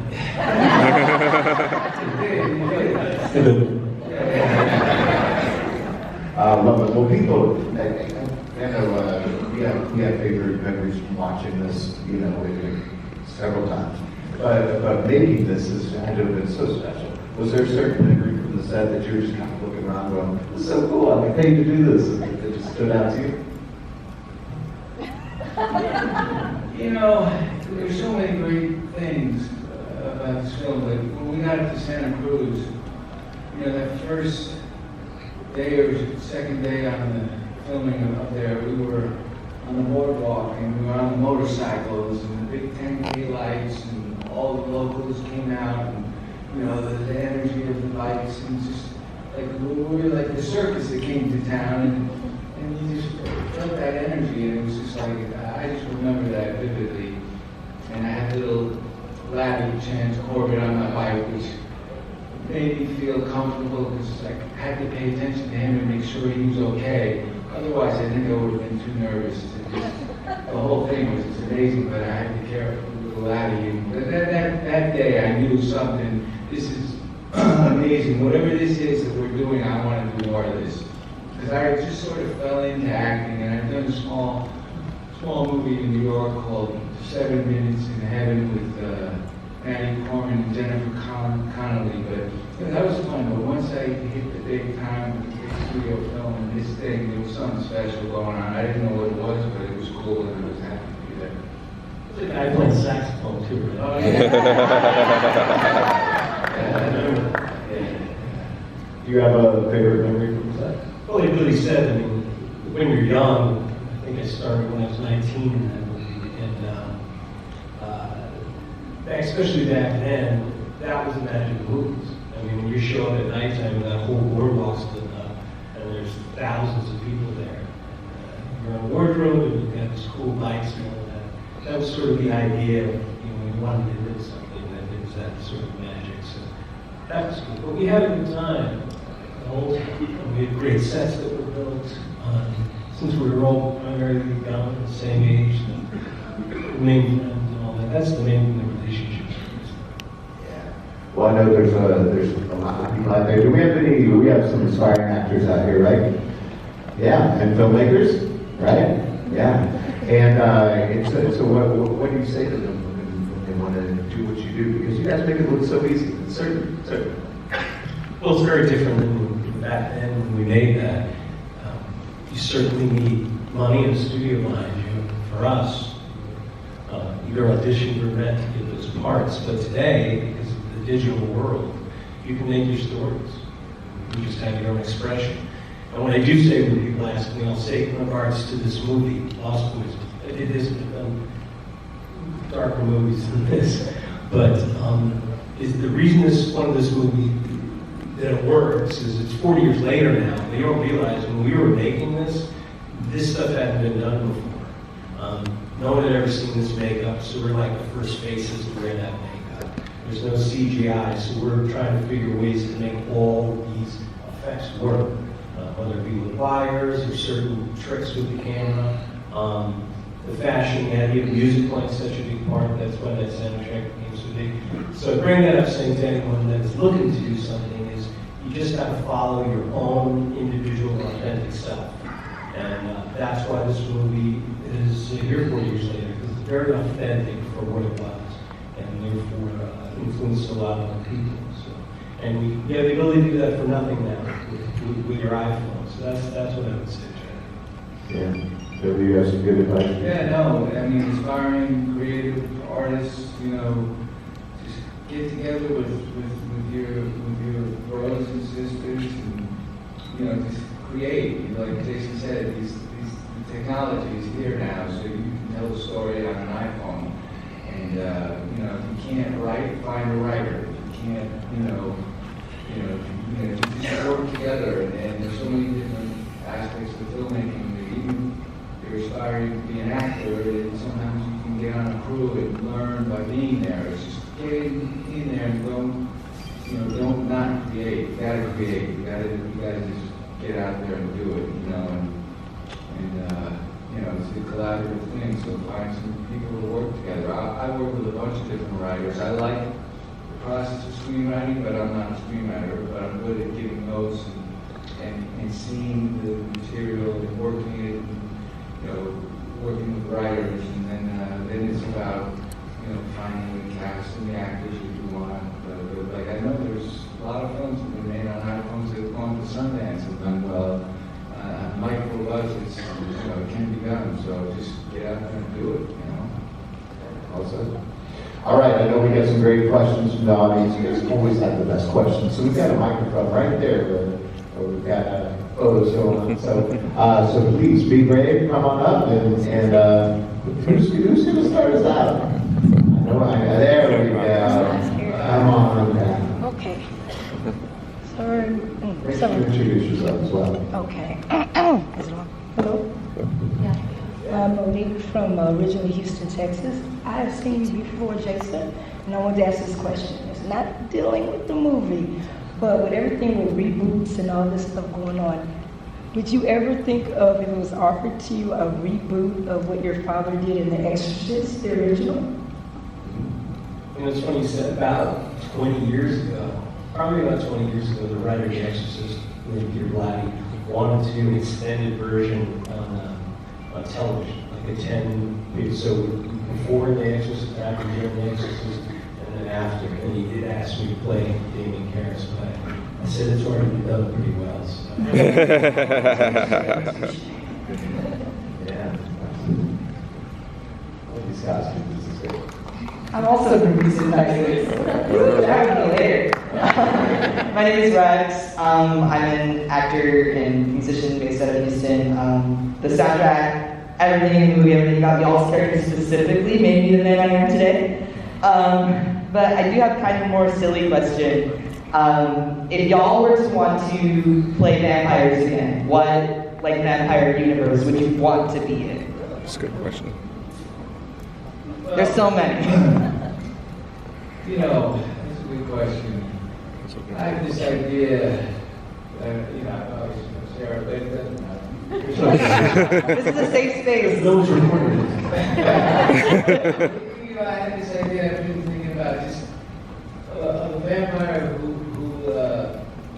sort of is self-realized, who wakes up to consciousness, who's awake, you know, who transcends the egoic mind frame, and so in a sense he's, you know, like an Eckhart Tolle or you know, Mudaji or something, and he realizes that, you know, it's hell to live forever if you're stuck in your head, like, you know, and the suffering of the state of, you know, living in the past or the future in the head. And so, and then there's another vampire who's, you know, trying to recruit all the young kids who want to die because they think that the world right now is so horrific that they figure it's going to end, so they want to turn a light, and it's sort of a battle between the good and evil of two vampires. Maybe it's been done before, I don't know. That's so esoteric, and I love it. I mean, what about you two? I would want to be Billy Worth. I don't win that movie.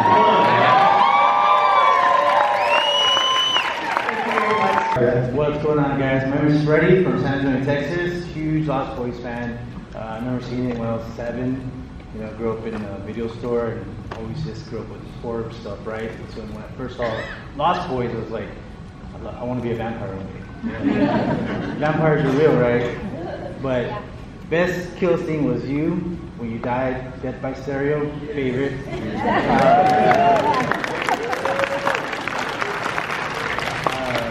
Also, question, was it y'all riding the bikes, or did y'all learn how to?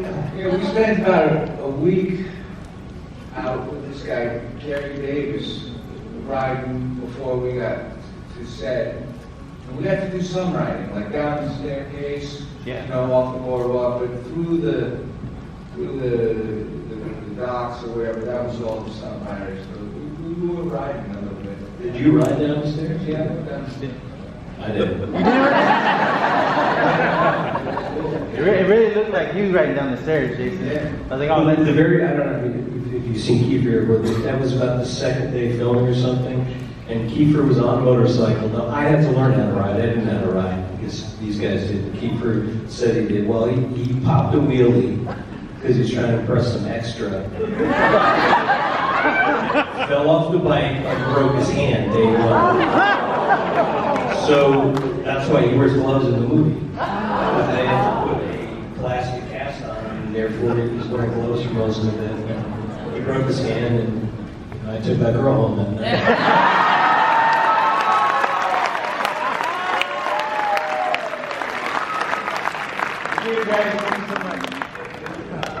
Love it. How's it going? My name is Adam, born in upstate New York, but based in Dallas. First of all, Jason, you did 2 movies in the 2000s, Narc. You did Narc in the 2000s, Rush in the 90s, both phenomenal movies. My question for the both of you, of course, you're discussing how effective this film is as a horror film, and it's directed by the late Joel Schumacher. What I was wondering if there are any just stories about his method, how he brought out the effectiveness of this as a genre film, and just any particular stories working with Joel Schumacher. No, Joel was, you know, phenomenal director, and he was great with actors. You know, and he was the aesthetic of the movie, the look, the rock and roll, the whole design of it. You know, he started out as I think a window designer in Manhattan for the big department stores. So I think he had that real artistic sort of visual, and it is a visual medium. So that whole thing, it's the whole visual look to this film, you know, it comes from Joel in the different departments, Susan Becker, the costume, and so I think, you know, that whole thing adds to it. But what was the exact question? Just any stories working within his method as a director? Oh, yeah, the method, you know, I mean, for us, the Lost Boys, I mean, there's such a thing as a turnaround. You're supposed to get 12 hours before you get brought back to set by when you're on location. But for us Lost Boys, me, Brooke, Alex, you know, he would force call us, which is, you get paid a little bonus money for coming in under 12 hours, but he brought us in 18 days where basically he just wanted us on set to keep us out of trouble. So we didn't work for those 18 days, but we got paid these bonuses, and we were happy for that. We just hung out and partied on the set. What Joel did is he brought great people in and he let them do their things. I mean, it's been in print before, but I turned the movie down many times. I didn't have any money, but and people always say, well, why did you turn the Lost Boys down? It's because it wasn't the Lost Boys. It was a script about teen vampires that was very different from what you've seen, and it wasn't a good script. Young teen vampires. Yeah, sometimes there were kids in this, right? Of course, yeah. So, but he, you know, I was only 19 years old. I hadn't had that movie come out, and this guy for a studio movie let me write my dialogue, work on scenes. I thought that the center of the movie, whenever you have something fantastical, has to be real. So I thought the center really was those brothers, that relationship.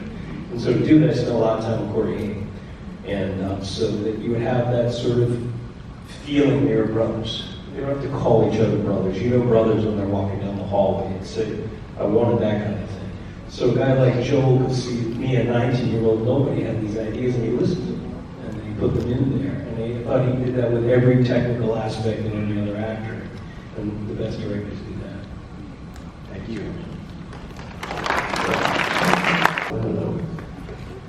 Hello guys, my name is Brendan. I'm originally from Tennessee, but I do live here in Dallas now. I have two quick questions. One would be, the Lost Boys is known to be the origin in regards to Corey and Alien. Do you have any fun stories in regards to any Corey shenanigans going on set? And lastly, to you, Jason, how was it working with the dog on set? Corey, both Corey's, they're, you know, different, and I love them both. You know, Corey Feldman, you know, he's still out there doing his thing. God bless him. And Corey, you know,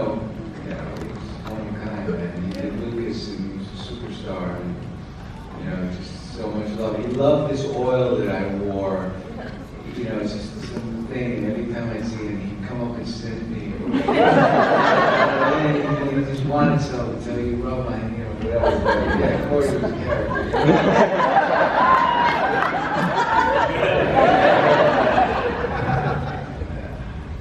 I'll tell you a funny Corey Haim story. When we got done from Santa Cruz, we went back to the Warner Brothers lot, big lot.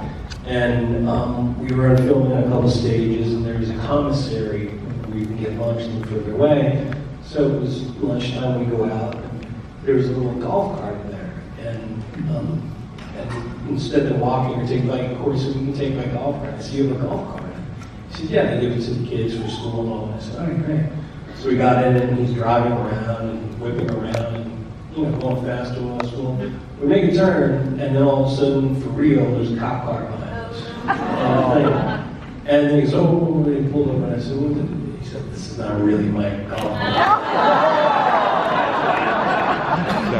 And so there was studio cops, I guess, brought into some little room somewhere, fake little jail. Joel had to come and get us out of there. True story. Two dogs. Oh, the dog was great. There was two dogs. The main one, and then another one that was a little smaller, but I mean, again, they're 19, but to have trained dogs like that, and that dog, the Nug, is as famous as any other character. It's like it has animated emotions. But someone asked me at the table that scene where I'm going to go in and kill Corey in the bathroom or whatever, and then the dog jumps out. Did you do that? I did. I remember that day they had sort of the camera behind the dog and a big ramp. So when I opened the door, they just whacked the dog and he ran it. Jumped into me, and then I fall down on the pad. I think Brooke took it from the dog too. I remember throwing the dog at Brooke.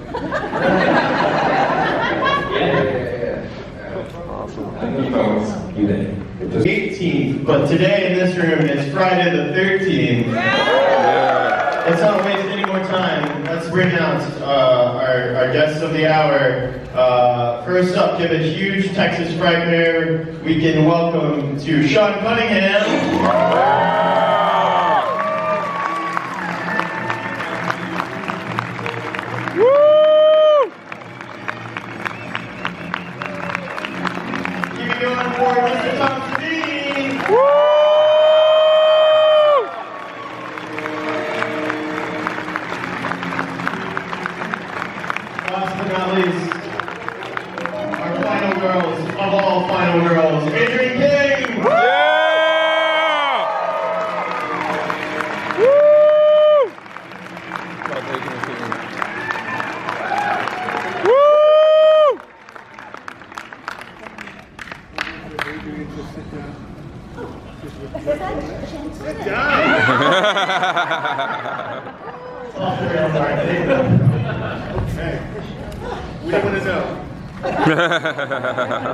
So I got a couple of questions to kick us off here, but we will get to audience questions. We'll get the mic in place here, but once it's in place, we'll just line up behind the microphone right there. Sean, I'd love to take us all the way back for starting out. You know, the genius of what you did with Friday the 13th is you did what Halloween did for Halloween, but you did it for a holiday that had no other traditions. So the tradition now on Friday the 13th is the movie. Yeah.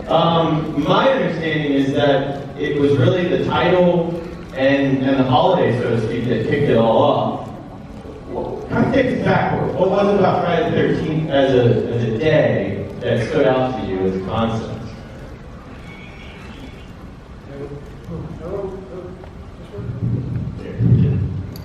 Swap it this way. There you go.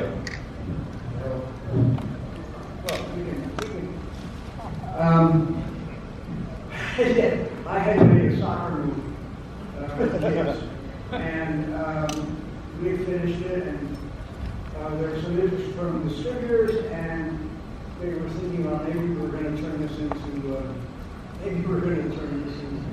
a TV series. I said, great, but that was an option that just lasted about a year. And the question is, what are we going to do now? Now, when you have movies, sometimes you start to think maybe the problem is the title. So often you take out a yellow pad, start off the top of your head making names of movies. You know, I've got all these little kids soccer names and stuff. And in the middle of it, I just experienced something with Friday the 13th. Man, if I had Friday the 13th, I could sell that. You know, I don't know how to sell my kids' movies. So when we were through with the soccer movie, it just rolled around and I said, well, let's see if we can get the title, Friday the 13th.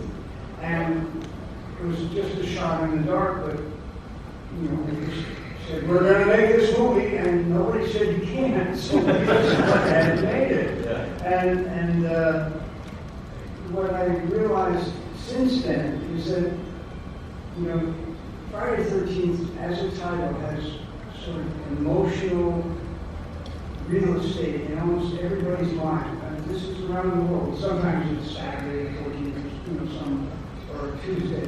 But there's one holiday that works the same way Friday the 13th does, and it's a signal for a scary time.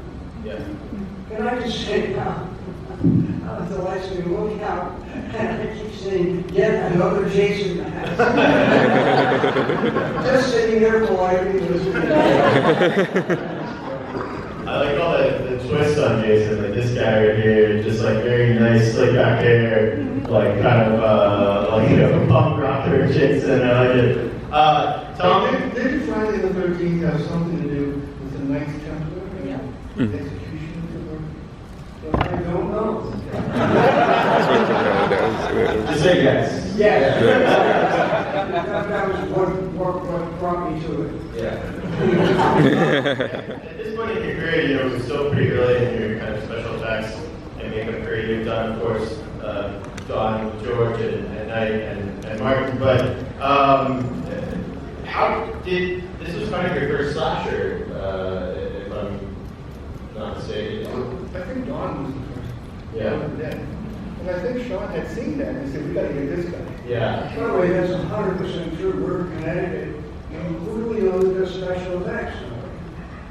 Well, there's this guy, gotta be this guy in Pittsburgh. Somebody did special effects. We found Tom, and Tom came up, I guess it was in probably August. And yeah, and he just came to dinner and never left. That's true. And then Sean and I sat around and discussed all the effects, you know, and just put it together effects-wise, you know. But we spent most of our time playing volleyball. Well, you have to tell them what you told me, and that was Dick Smith, right? Yeah. Dick Smith was Tom's mentor, and the two of them had been talking a long time about a special effect they wanted to do, of cutting somebody's head off on screen, which hadn't been done before. And Tom was obsessed with, there's got to be a way to do this well. Well, you know what? If you've seen Dawn of the Dead, the blood in Dawn of the Dead is horrible. It looked like melted crayons and strawberry Kool-Aid. We did not have a good blood formula. So on the way to see you about Friday the 13th, we went to Dick Smith's house, and Dick Smith gave us his blood formula. If you don't know who Dick Smith is, he created the makeup in The Godfather, The Exorcist. He's the god of makeup. Everything special makeup effects-wise, he invented it. He was the scientist behind it. So we got his blood formula, and the first time we used it was on Ronnie Morgan's throat. He cut her throat, you know.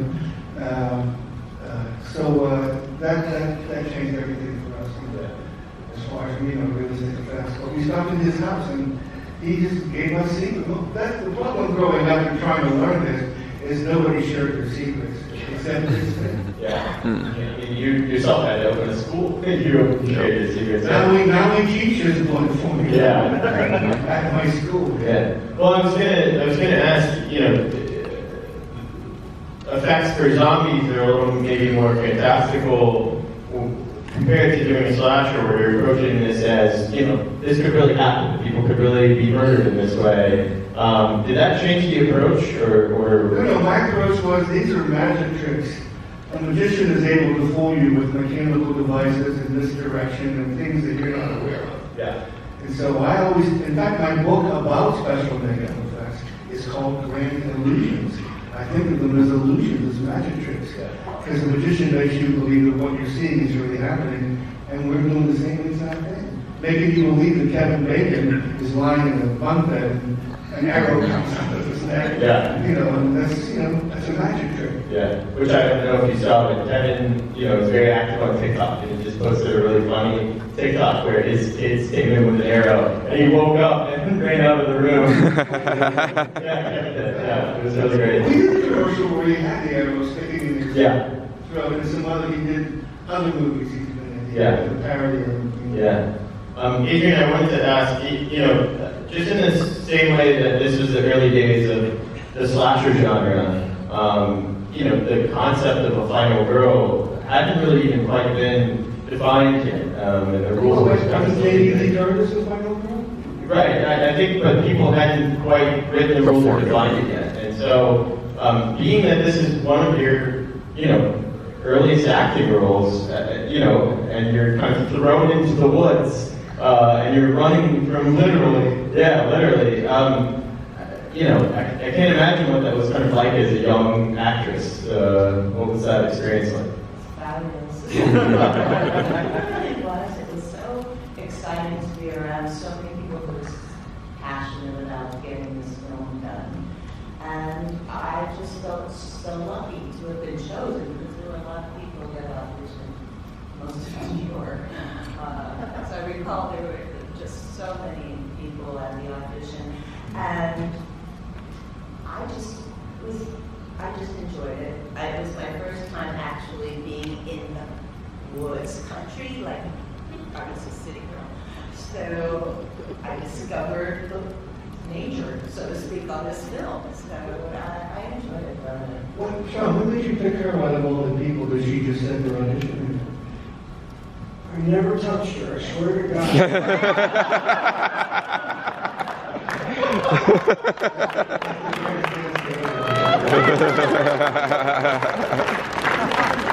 You could have said I slept with him and I gave him a 5. Either way, it's fine with me.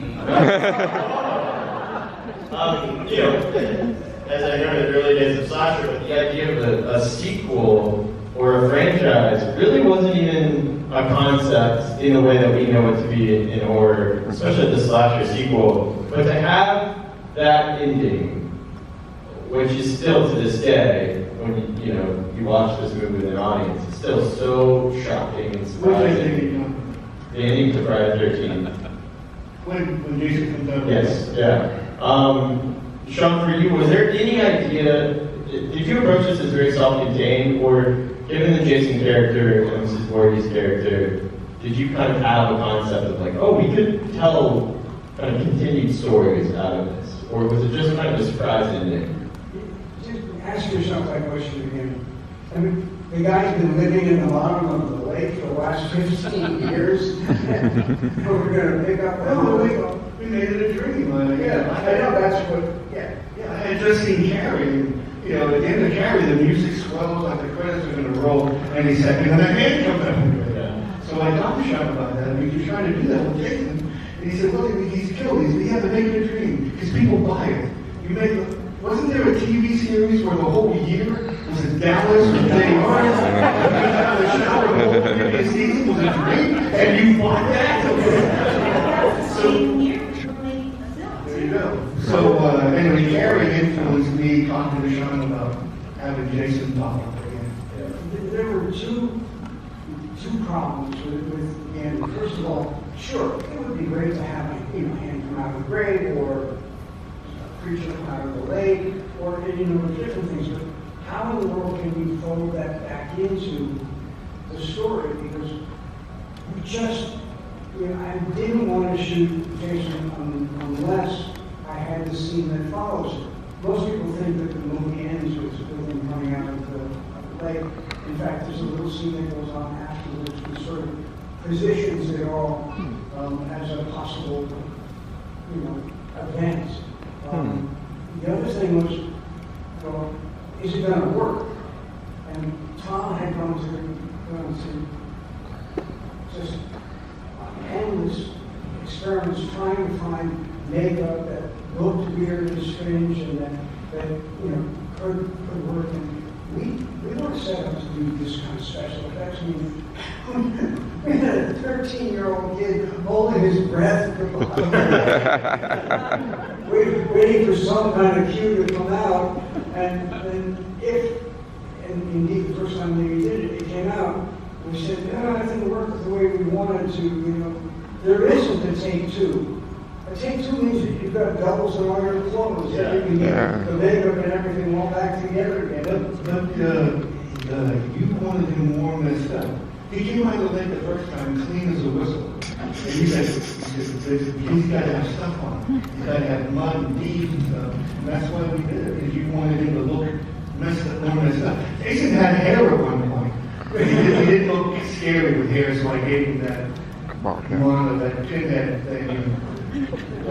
As Betsy would say, my son is on the line. I'm glad you brought her up, because what's incredible, the way that this franchise went everywhere, from hell to space to New York City in between. Outer space. Yeah.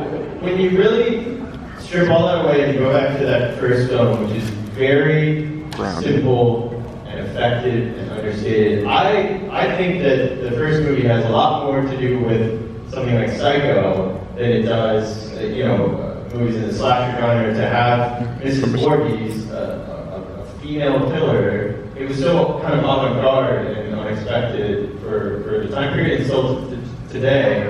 What were kind of your influences beyond? Because I know that the story goes that you saw Halloween and you were influenced by Halloween, but it feels a lot more kind of Hitchcockian to me. Well, first of all, I saw Halloween, and I thought John Carpenter did a terrific job. This is before we had national releases of movies. But I thought he did a terrific job, and what stuck with me is that this low-budget filmmaker had made this low-budget movie in a very small contained space with unknown actors, and he just did a really good job of it. I said, it's possible to make a bare-bones story like that, not to imitate Halloween, but to structure a really almost an anti-Hollywood thing for relatively small amount of money, because Hollywood movies cost a lot more than we had to spend. But I think that the reference that there was in is that there are 10 people in the situation, one of them gets killed, and then another gets killed. And it's sort of the 10 little Indians thing. Yeah. And the audience gets caught up with who's going to be next and who's doing it. Yeah. And we weren't smart enough to have a really great sort of Agatha Christie ending. Betsy Palmer came in. Betsy Palmer, by the way, she was like a morning host in everybody's living room across the country. So if anybody recognized her, oh, it's Betsy. And would turn around and she said, she would tell everybody. But it was set up that way. The subsequent Friday the 13th didn't have any of that really because you knew who the killer was by definition. It was hard at first to understand that if you're going to see Friday the 13th, you're going to see Jason. And then Jason is going to be the source of all kinds of bad things. So there's no mystery attached to it. And so that dynamic, I think, was very, very different. And so the challenge became, it's very different. How can you make it the same every time and then keep an audience engaged? And here we are 40-something years later. Absolutely. Friday the 13th, part 1 was more successful because of what you just said. We didn't know who the killer was, what the hell was happening. But we created a situation, a horrible situation, and throw people into it. And that created the suspense, I think. That's why I think World War Z was one of the greatest suspenseful movies. They created that world and threw people into it.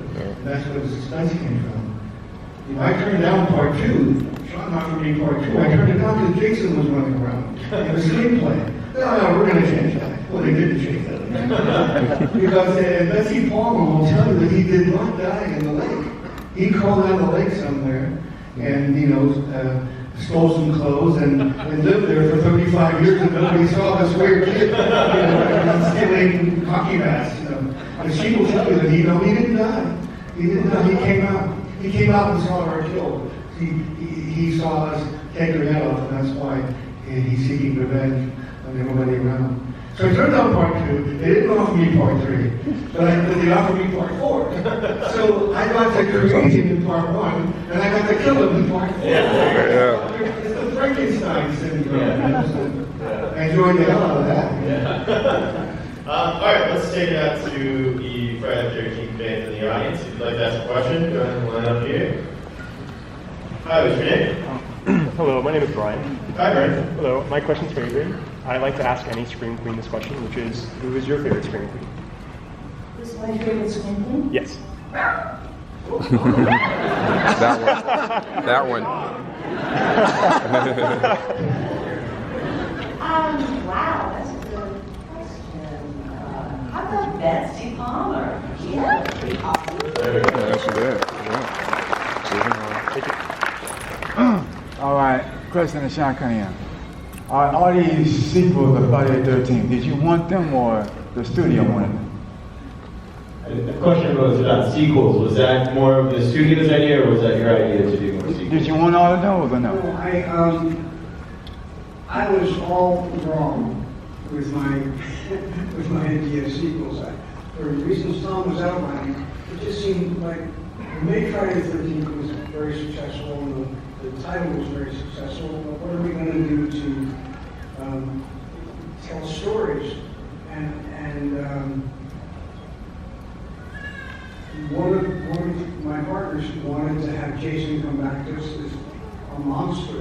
And I don't even know if Toxic Avenger had been done by that, but it was, just going to be this strange creature, I guess, creature movie, and that didn't make a lot of sense to me.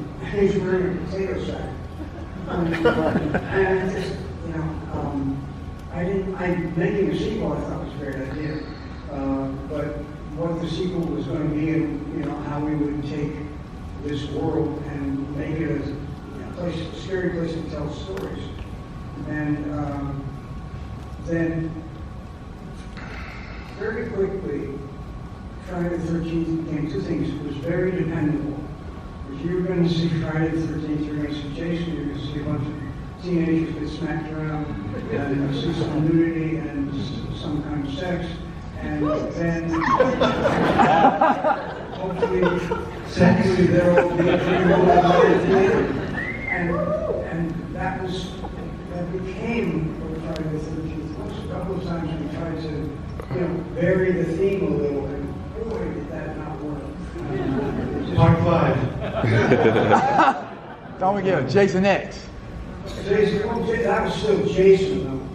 That's when he turned into RoboCop. Thank you. All right. Hi. We have our first Jason Voorhees question. So my question is what your favorite kill Robert. was. Can't hear you, Mom. My question is what your favorite kill was during the movies. Any Not of me. them? Any of them? Oh, the Any of favorite y'all, kill. whoever, you know. What was your favorite kill? Well, I'm just gonna say it had to do with machete and. Hairy hands, yep. Hairy nose. Favorite kill? Well, Kevin Bacon. That's a hard one. Mine personally is the sleeping bag. That's my That's favorite one. That's a good one. Thank you. Thank you. Oh, sorry.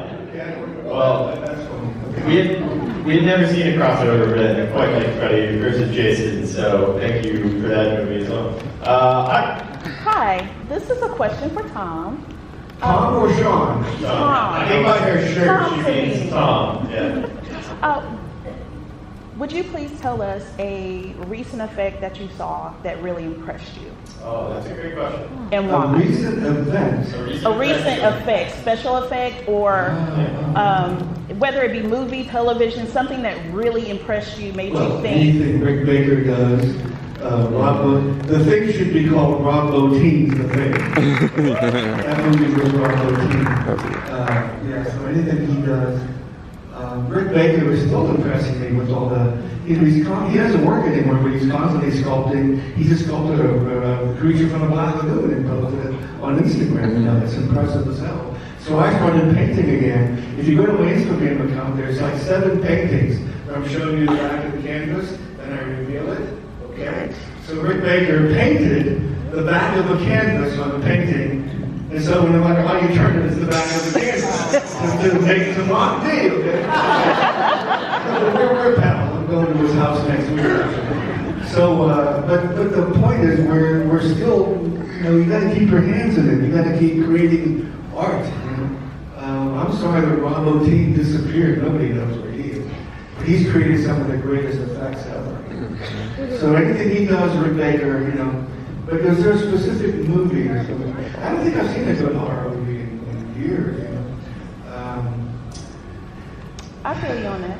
That's why we love I'm the just trying to think if there was something recent. You know, when I get back to my table, it's going to come into my head and go, when my head hits the pillows and I don't think about it. Just post it on IG. I'll know that you're answering my question. Yeah, I'll post it on my Instagram. But I know why we are here, but I want to say that From Dusk Till Dawn is my comfort movie, Oh. and I love Just Sex.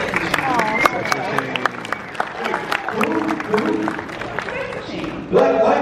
Sex Machine.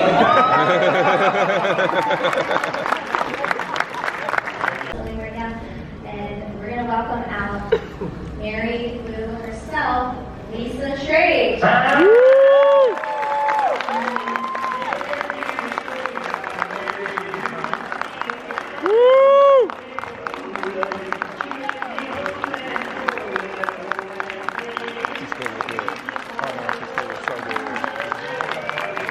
That movie was in the late 80s.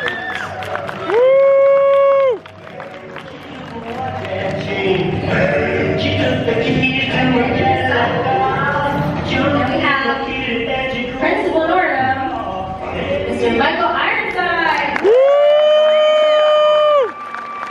Yeah.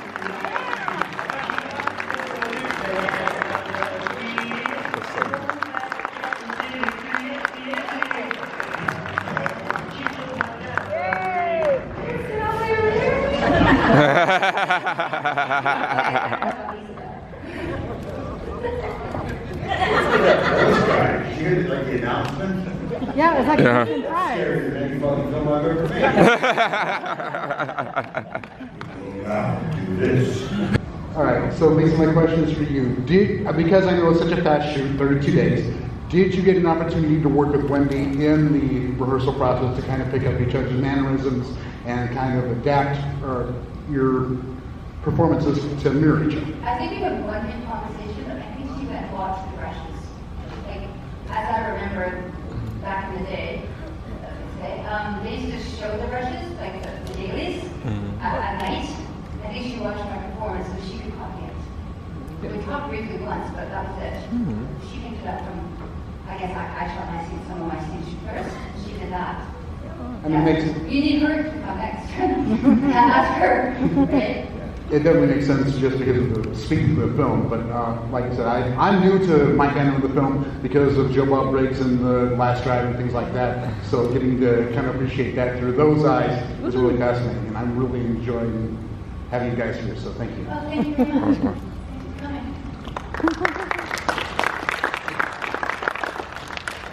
Earlier, Michael said you want to hear a story, and I just want to hear another one. I just want to hear. He said you just like right in the middle, you're just like want to hear a story, and everyone was like, Yeah. Just Could you just do another one? Just do another one. Dude, it doesn't even have. It can be anything. Total recall. Turbo Kid. No fucking plotting, no plotting, very serious. Who here's had cancer? Put your hand up. All right, who here's got family members who've had cancer? All right, you understand. I've had cancer 4 times, 3 times life-threatening. And it changes the way you look at the universe, especially the last one I had. I was on chemo for 4.5 years. The last 2 cancers, between the last 2, I didn't even get to lose weight. I ended up putting on weight. I put on close to 180 pounds over the last 2 cancers that ran over the last 8 years. Used a drug called Pertuxin. It did a job, but left me looking like Jabba the Hutt. And I got to tell you, about this time last year, guy comes up to me, I'm with my daughter in the shop, so he comes up and goes, "You in relation to Mike Ironside?" And I said, "Yeah, I'm Mike Ironside." What the fuck happened? My daughter wanted to take him out, you know. I was about 48 foot, 5 foot 2, I was sure. Never mind. I said, no, what do you base this on? He had just seen Extreme Prejudice. And he, you know what I mean, which is 35 years old. Yeah, you know? that's a while ago. I gotta tell you, there's a lot of people out there that don't understand that we're not fast growing. You know what I mean? We actually age even though the films don't. What the fuck happened to you? You know? The thing I want to mention though is, all you people who got families, who got cancer, that can be very serious. It's such an isolating disease when you got it. It really is. Right? When you got it, it's really scary. And so anyone you know that's got cancer, let them know you love them. You know, because they feel kind of isolated from everybody else. It really does feel like they're being punished, you know, in some way. I know it doesn't make any sense, but you guys see it from the other side. You know? Just let them know you love them. Let them know, you know, because it's kind of scary, you know. Not all cancer, but not all cancer kills you now. It's still got that cancer. Right away, all of a sudden, you're standing there by yourself, and it's over here. Let them know you love them, that's all. It's not much of a story. Great story. Thank you, Michael. Thank you. This is so exciting! Look where we are! Yeah! It's like Christmas. See all the down I have tonight is. Sorry, Ed. I'll give you the Ed. All right, my name is Paul Sappho. I'm going to be moderating this panel, and this is so special. This is the 50th anniversary of Texas Chainsaw Massacre. Yeah! And this is the best gathering of the cast and crew, and we're also lucky to be here. And we've got a lot of panelists, and not much time to do this. So what we're going to do is I'll go ahead and just start it out with a question for each of you, and then we'll take a few questions. But since there's not a mic, I'll come to you. How about that? So to start it out, this movie means so much to so many people, but obviously so much to all of you. And of course, we all wish we could have been there on the set. It seemed like such a crazy, crazy time. And can each of you provide just your favorite memory from the set? Because what a special time. We could just go in the line, actually, if that's best. Favorite memory? Yes. I remember what time to quit filming. I remember how long it took me to get to the one night to get a beer. Okay, let's see. My favorite memory. I think seeing Ed come around out of the driveway behind Maryland was like astounding to me. Maybe the most riveting thing ever. I don't think I knew at that point I was going to run over it. But I'd say that's my favorite memory. Very excited. Yeah.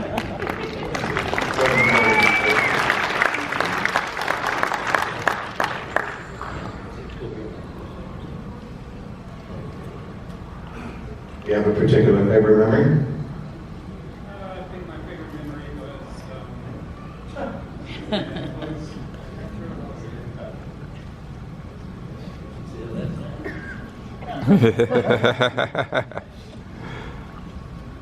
think my particular favorite memory was in the first week of shooting when we were having the most fun. So many of them an extension cord being dropped from the floor above and stuck my hand into a storm and yelling, stuck my arms into a storm and yelling back. Which pretty much that's the way the shoot went. It was Central Texas in August and late July.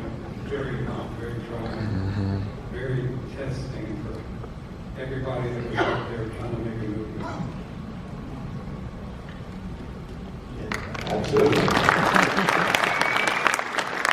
And we kind of request if you could each introduce yourselves on the way down, that would be great. First person that spoke was Ed Gwynn. He's a truck driver. Yes. Yeah. Woo. Black Maria. The next person that spoke is another unsung hero on the set of any movie, but especially this one. Lynn Sher he was the key grip. Woo! Yes. We don't have time to explain what grippery is, but it's movie sets don't operate without them. So, sure don't. I'm Wayne Bell. I was part of the sound crew on location along with Ted Nicolau, who will be doing that.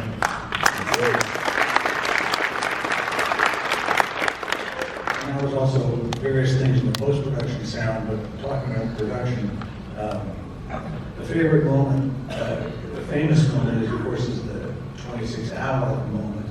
It was our last day of shooting the dinner scene, and I believe it was near the last. And when that all was over, Lou Perryman, who went on to be famous as an actor, was part of the camera crew and an old friend of Toby Hooper's, the director. And we were all kind of burned out, but Lou seemed to have an extra reserve of energy and was declaiming what a travesty it was to work 26 hours. At that very moment, Toby rounded the corner and Lou said, "And that's the guy that did it!" And proceeded to jump Toby as if he was going to thrash him. And Toby thought he was within inches of the end of his life. And in fact, that was Lou being affectionate. And it was a classic Lou moment, and classic Toby, and Toby, oh, this is the end, so a snapshot for me, and I'll hand it off to our writer and producer, Kim Henry. Woo!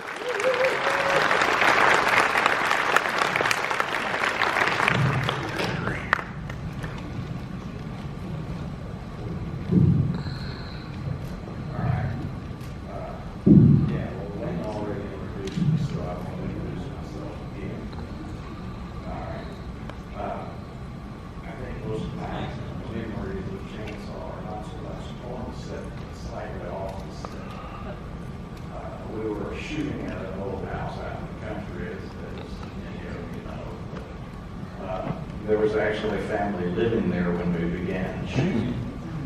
And we were able to use only one side of the house, and there's one bathroom basically serving the entire cast and crew. So sometimes you use alternatives.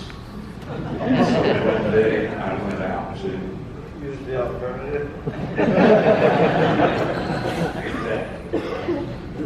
And I walked out into the family garden and began to take care of business, and then I began to look around a little bit, and there were plants above my head. I just assumed they were corn, but then as I looked a little more closely, I realized they were something else. This was, my personal crop, or maybe commercial crop. There it was in the backyard of the principal location. And later, they were drying the plants on the back porch. That was part of our world at that time.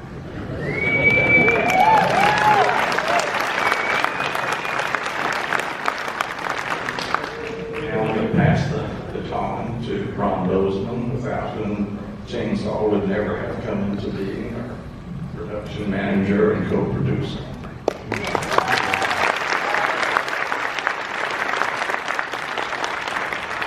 Thank you. I'll take the blame for all of that, including the success of it. But it was quite an event to have a full film crew out in the country. It was not that far from town, but it was enough to be sort of isolated. We hung in and just proving that if you just keep going, don't stop, keep going, keep shooting, keep going, it'll all work out. And who would have known at the time that it would turn into such a significant film? And for that, we're grateful. Pass this on.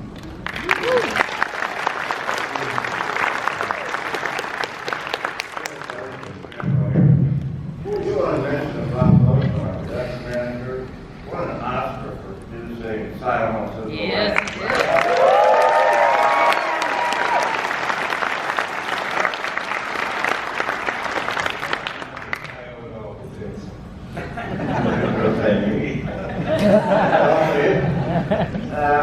There's so many memories. Somebody else asked me this today, and I think, I actually, okay, I'm digressing, I realize. I thought that way. I had flown on overnight, the red-eye flight from Chicago to Austin, and Kim picked me up at the airport, and he said, they're starting to roll out on the location. You want to go out there? You want to go get some rest? You want to go to your apartment? So I said, no, I'm not. I'm going to go. It's my first film. I'm a theater actor. So I went out there and we were shooting. That was the day we were shooting in the old stone house, the resort house with their thing around it. And Paul Partain, Franklin, was sitting in his wheelchair. Oh, he was sitting in his wheelchair. He had some folding lawn chairs around him in like a semicircle breakfast, a conversation, like we're all going to sit around and chat between setups. He sits there all alone in his wheelchair. His empty chair. The rest of the cast is sitting on equipment cases over there because they hated it. Because he never wrote character. They just thought he was an asshole. It's the worst character. And he did really good asshole. He was dying to talk to somebody. He goes, hey, he said, what are you doing here? I told him who I was. And slide along over here. Or I didn't grab himself something to drink. He had this white Cadillac convertible, half a mile long of thin, like you were riding a bicycle behind him, you hit the brakes and you just impaled on the thin one.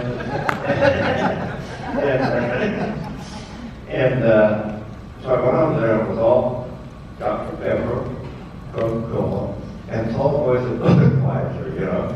And he goes back and I said to myself, it's still nice to me, really, because I hadn't been asleep. I got on a plane, I was grabbing Budweiser, 7 a.m., sit down with him. And we just became fast friends, you know. And I can't imagine anybody else playing Frank in a ballpark team. And part of his character, I think Kim Hankel was the only screenwriter that's ever written a handicapped character who was a real good ass.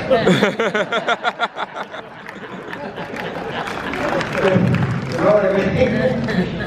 So, anyway, my favorite memory, and I'll pass this on to Alan Dance, and here's a good actor, the next one. Director, everything, so there he is.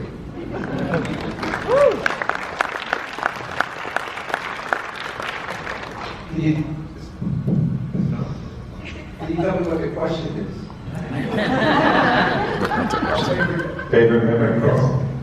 Well, mine, unfortunately, is a rather traumatic one, and one that I'm still under therapy for. And that's the first time that I actually see Leatherface in my death scene. And in order to prepare for that, I had them blindfold me so that I could be properly scared. But I didn't realize how scared I was, so the vestibule and through the kitchen and the hook and the nail and I opened up the freezer and then I jumped back and I see Leatherface just walking through the door. I totally freaked and just ran screaming out of there. I remember Toby Ellie cut, came over, put his arm around me, said, "Great scream, Alan. We got to wait for it to come into the frame." But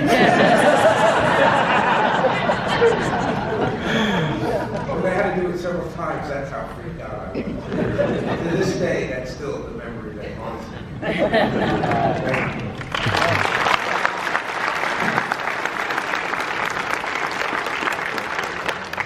My favorite memory is I'm acting up a storm. I'm doing all this crazy maniacal stuff. And the director told me he turns right to me. He turns right to me and he just, please stop. Cameron's so sweet. He turned to me and he knows acting. And Toby goes,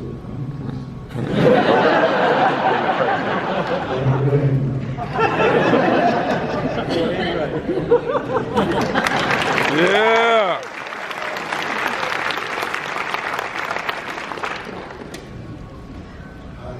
Hey. Hey. I'll just tell you a little story about when we went to the gas station. It's one of my favorite stories with Alan's. That we pull in and the girls get up and they're going inside to do whatever girls do together. And so the rest of the scene was Jim Seagull was supposed to come out to the van and tell us there's no gas and come back later. Well, as he comes over to the van, the young man who's sitting there with a bucket full of suds and water is supposed to walk over behind him and start washing the window. And this is the people all heard get started with. But what was his name? He was a good friend of Maryland. Yeah, he was friend of Maryland from Robert.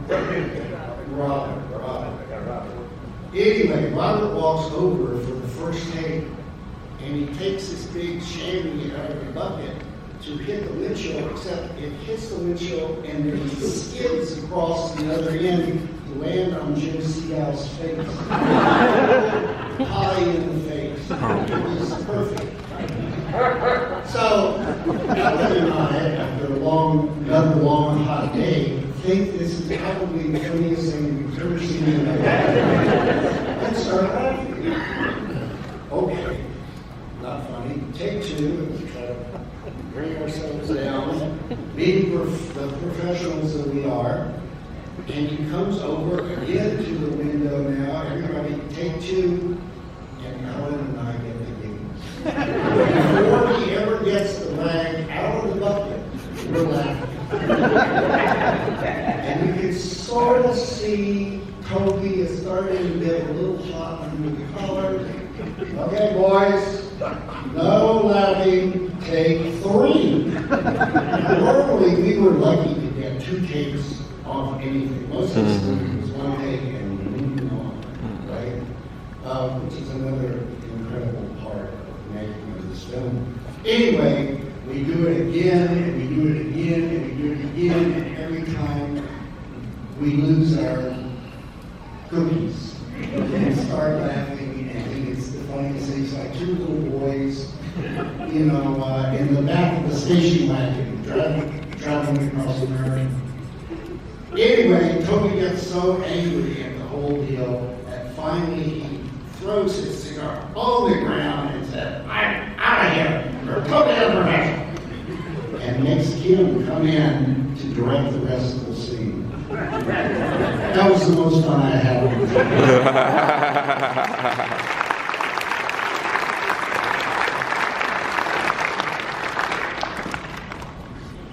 My favorite part, I played Pam.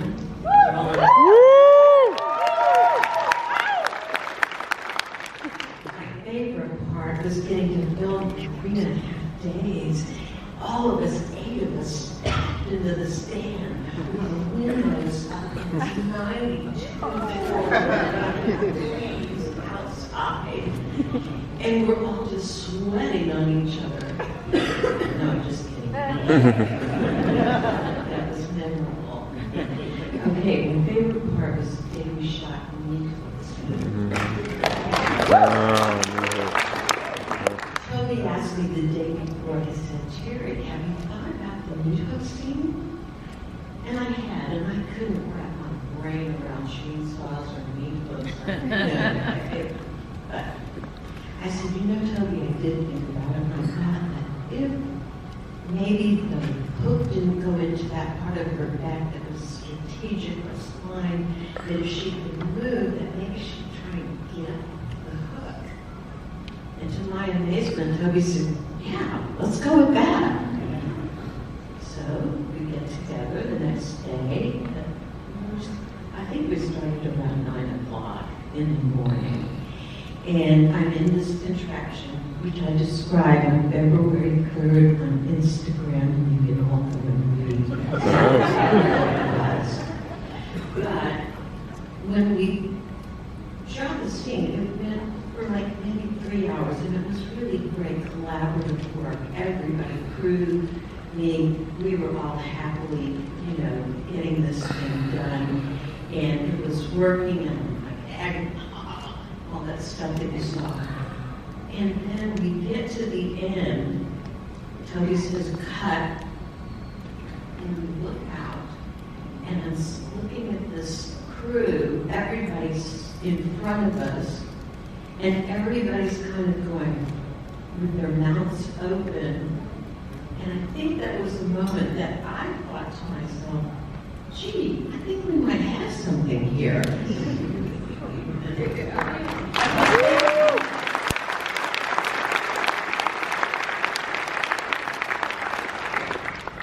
Hi, I'm Daniel Pearl, cinematographer.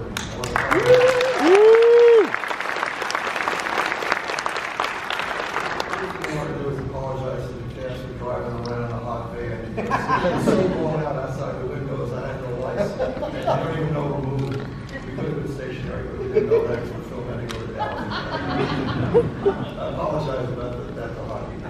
Anyhow, I'd like to tell you a funny story. I think I've got a story they're going on here.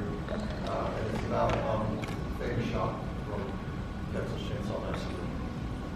We and all of us have sort of different timelines as the stories go down, so if it doesn't jive quite with somebody else's story, don't tell them who's right.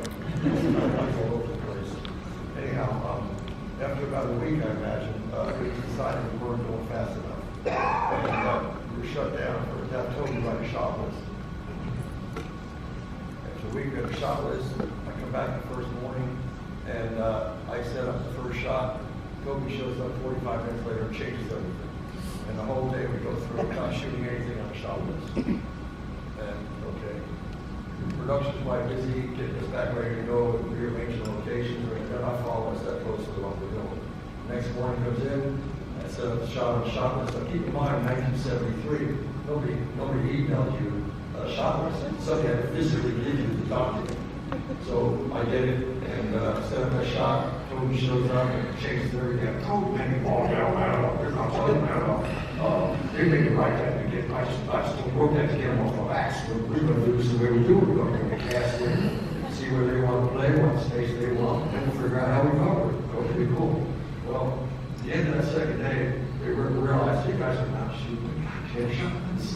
From now on, nothing but shot list. Next morning, I was shooting out of the swing, right? I was shooting Toby shots, and I'm not very happy about it because he's a movement, like he said, just to get everybody off his back, right? We finished, moving on. I get fortunate happens to me. I'm not a very good cinematographer, but I usually watch it. But if you something that's what I do is on the spot, but I'm good at that. Anyhow, I get hit by this local lightning, and I told you, we have this platform dolly, and I can lay down on that dolly and hold the camera off the front, and as Terry stands, it goes to the house, then we'll push me on the dolly, and I had the house. First of all, that's such a shot.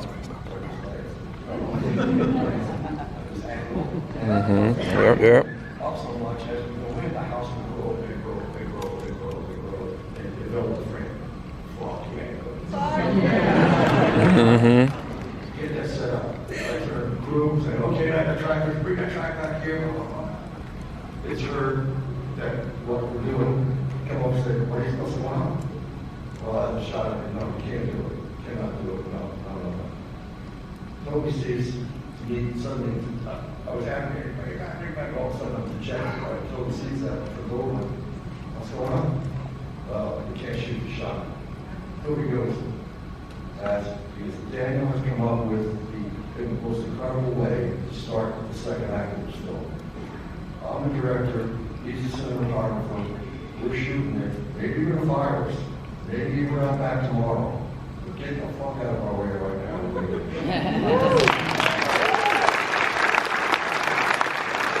This is the hallway after Saturday. We have people hanging out, we have cosplayers, we got all types of guests that are enjoying their Frightmare festivities. We got Jason in the house doing his thing, we got people at the bar back there, and karaoke's going on in the background.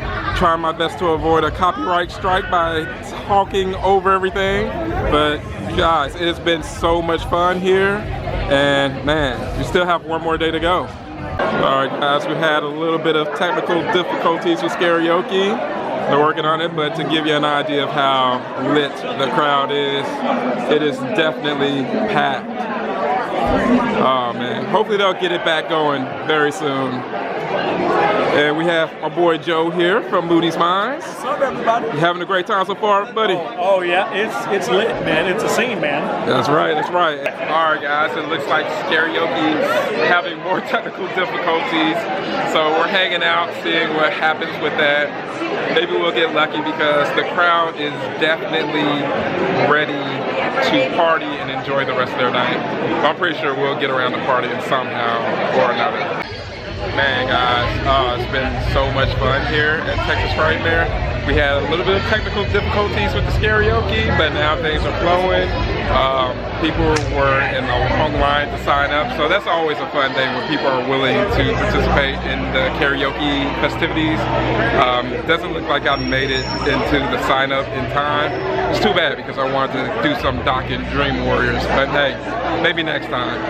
Okay, travelers, we're here. Day 3, the final day here at Texas Frightmare Weekend 2024. Man, so much fun left to have on this final day.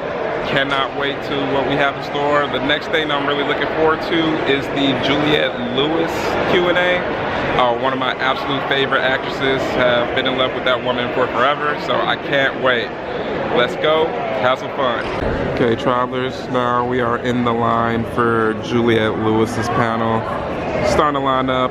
Joe Dante's is ending here pretty soon, and then we'll be let in. It might be the last day of Frightmare, but we have saved some of the most badass for the final day. Ladies and gentlemen of Texas Frightmare Weekend, please just give a huge Texas-sized welcome to Juliette Lewis!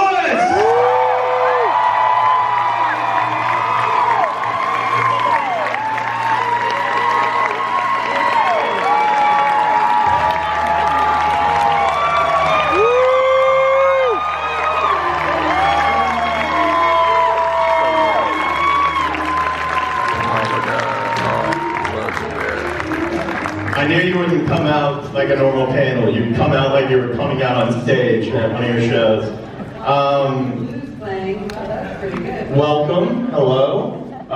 So first question, how are you so fucking cool? Just starting off with that Well, the secret to being cool is allowing yourself to feel oh so uncool. I feel like I get goofier with age, but I think it's nice to be appreciated. I do like to dive in deep creatively no matter what I'm doing, and it's neat to be appreciated. Yeah. Yeah. I'm sorry, I'm just getting distracted by your cool factor and the ears on your head right now. Did someone give those? Someone gave those to you? Yes, there was one of these great vendors out here. I love these conventions because there's so much creativity. Yeah. And there's Mike Myers to the left. You know, just a great audience member. Yeah. I saw a little dinosaur. I don't know these two characters, but it's a bloody nurse and Mad Max from the moon. I don't know. Original. See, that's what's great. You just get like original What, you characters. just made this up? Well, that's what I'm saying. That's awesome. So I think now we all get a little bit of your coolness rubbed off on us, just being in the room with you. Is that how it works? We're all a little bit cooler for being in this room. Thank you for being here with us, by the way. This is so rad.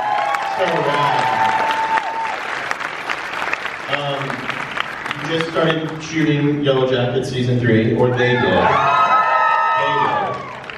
When are you? What's going on? Listen, I don't know what the writers will do, but they could create some things. But that cast is so incredible, and they're shooting Season 3 right now. I just did 2 movies, and one's an A24 movie with John Malkovich. And that'll be out at the end of the year. That has some gore, thriller vibes. And then this other movie with Peter Dinklage. And James Hetfield from Metallica's in it? Yes. Oh, nice. He's amazing. He plays a cowboy, and I can't give anything away. I play a character called Cutthroat Bill. I changed my voice. You know, I disappeared. I hope you don't recognize me. And that'll be out actually in theaters. We're always shocked, like, oh my God, it's going to be released in theaters. That's called The Thicket. Yeah. And it's coming in September. Which, if you don't know, is also written by Joe Lansdale, who we love here in Texas because he's a Texas boy, but he wrote Bubba Hotep, and we're all big Joe Lansdale fans here. Wow. Yeah. I read the synopsis for this movie, and again, don't want to give anything away, but the character, people are going to see like kind of a new crazy side of you, I feel like. That's right. Super subtle, but it was written for a male, and the director was smart, and Peter was smart to hire me instead. And then, is this movie dream cool? Is that genre as well? Oh my God, yes. I do my Look at research. This guy's so prepared, you guys. I do my research. So I just finished a movie called Dream Quill. It's sci-fi, a little take on AI, how it's taking us over, and the dark elements of that. Elizabeth Banks is in it, John C. Reilly, who I worked with on What's in Gilbert Grape. And it's directed by Alex Prager, a photographer who's just a visionary. It's her first directorial debut. And Catherine Newton, who's kind of like our new screen queen from all the horror stuff she's been in lately. You got a lot of like kick-ass stuff coming out, and it's all genre, which we'd love to see you in. That is so correct. You're going to be seeing much more of me. Which is all we want. I do want to go back to Yellow Jackets. There's a sensibility about Yellow Jackets. You know, it feels so in kind of sync with your spirit. Even the like vibe of your band. It's this kind of 90s kind of punk rock alternative vibe. What was it like, kind of just working on that show, and how much influence you had on it? Because it feels very you. Well, the first season was really interesting and fun because my character didn't say a lot of words.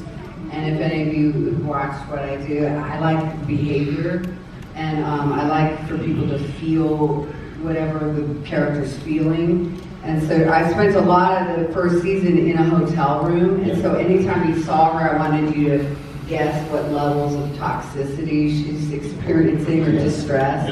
And so that was fun. I had a lot of contribution in that, and I love the cast, and the writing was so inventive. It's such a great cast. It's such a great like gathering of kind of icons of you know, female icons that we love from other movies together in a way, and you know, of course, like Karen Kusama, who did Jennifer's Body, being so involved. It just, there's no show like it.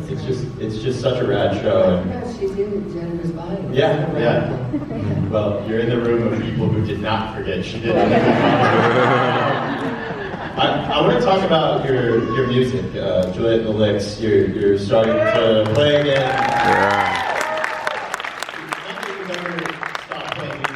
You all kind of took a little hiatus. Oh yeah, I did. We stopped. Yeah, because everybody's in other bands. So like my guitar player Todd Morris is in The Offspring, and they're touring all over. And so now we'll just play little like a few shows in a row, or festivals, actually big festivals. We were fortunate to get Louder Than Life and Aftershock Festival in Sacramento. And so we'll play some West Coast shows. Also in New York, we're just putting that together. But people here were reminding me they saw me in Texas at the Warped Tour. Yeah. I knew it. It's one of those hot, sweaty shows. Oh yeah. Yeah, we need the Warped Tour to come back. Is there, did I read right, is there a documentary coming out about the band? There was just a 30-minute documentary a long time ago called Hard Loving Woman. Actually, I don't know if you can find it. Well, you can find anything on YouTube, I'm sure.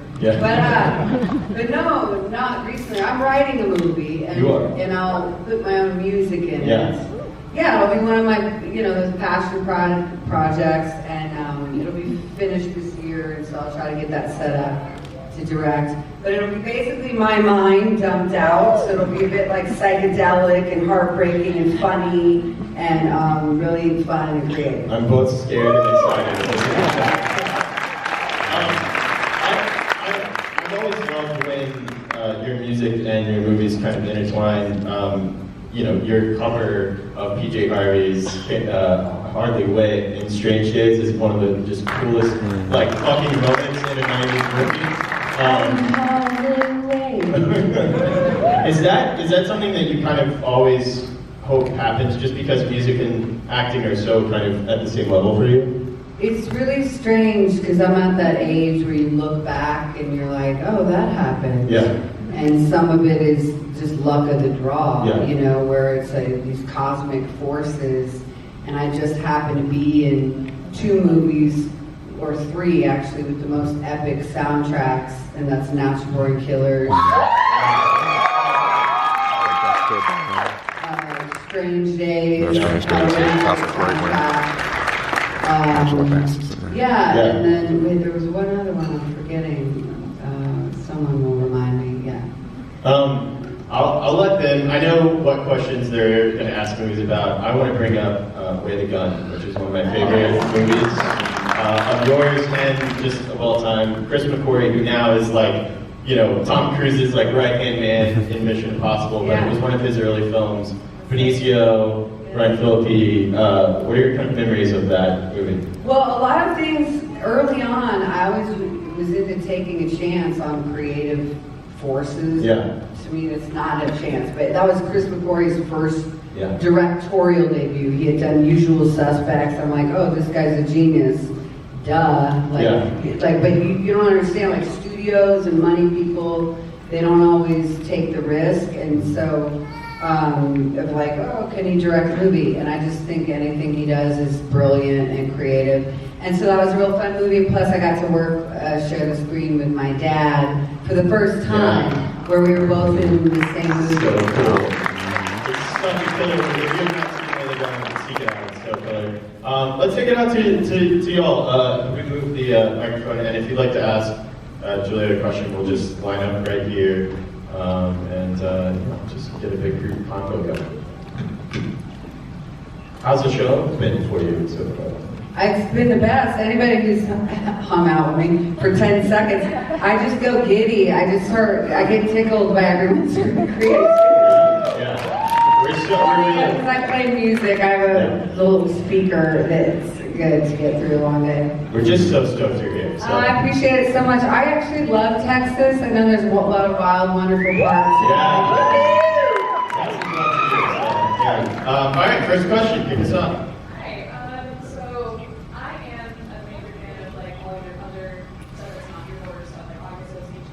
I was just wondering, do you have a preferred genre that you like coming in? Do you prefer horror or comedy, dark comedy, or drama?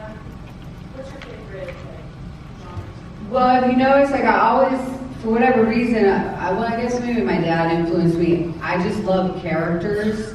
So I love, like after Natural Born Killers, I did a Nora Ephron comedy with Steve Martin and Adam Sandler that no one really saw called Mixed Nuts. And so that's because I wanted to follow that intensity up with comedy. I just like to do what I haven't done. That's all I'm looking for. And I'm more open now to horror. I think after Parasite, and I mean, you all know more than me, some of these, that genre allows people to take real creative risks and have bigger thoughts in it, and that's new to me because I come from 80s horror, which is pretty straight down the middle of what we're trying to do. But nowadays it's like psychological, it makes you think, so I'm more open to it than I have been before. But I love all kinds, but I do like drama. I like realism and stuff. Thanks. Hey, how's it going? Hi, Juliette. Thanks for being here. I think your dad's work too, particularly on Snow Salon. Yeah. I was wondering if you had any memories of, like, you probably didn't set any worked with particular actors or directors. I have all those memories, Anyone in particular, like, specific? Yes. Us? So there's a couple pictures I put on my Instagram like ages ago, but I'm a little kid, I'm like 9, and there's a cowboy background performance just hanging out on the beach because there were all these like cowboys and blood, they had fake blood and stuff, and they're just relaxing. And I played with this guy's fake props, the guns and knives, and so I'm pretending to shoot them. And they took a picture, and that was like the beginning of my world of cowboys and Indians, or what have you, from my dad's set. I don't even remember what movie it was, but I was sort of babysat in the makeup trailer. And so movie making was always a real safe environment for me. Hardworking, a lot of different types of people that come to make movies, but we were all in it together. So what I learned from my dad too is that we were all one, me and the crew and van drivers and everybody. And the only thing that messed my head up a little bit was show business. Okay. That was not. Well, because it's so strange and it removes you from your friends, humanity. Yeah. But another thing, another memory was Salem's Lot. When my dad did The Vampire, I remember. It's such a great scene. It's Such a so great scene. terrifying, but also because I was scared to sleep. I had a window right by my bed. There's a scene, I think, where he elevates and floats out the Oh, we window remember. with the contacts, and I was terrified. And I just saw my dad, but that's how you get transported. So I quite enjoyed that. My dad could create that where you go elsewhere. It's pretty cool. There's a generation that grew up with that movie where your dad is like why we have nightmares. I don't think I watched the rest. I like probably blacked out. I was like 10. Yeah. Oh my god. Yeah. Thanks. Hi. Hi. Hello, Juliette. Hi. First off, I absolutely adore you. You are rather gorgeous. So, if you would bestow that honor upon us, would you please sing the iconic lyric from Warm Bath? Yeah. How does that tune go? Join them. I guess I was born, naturally born bad.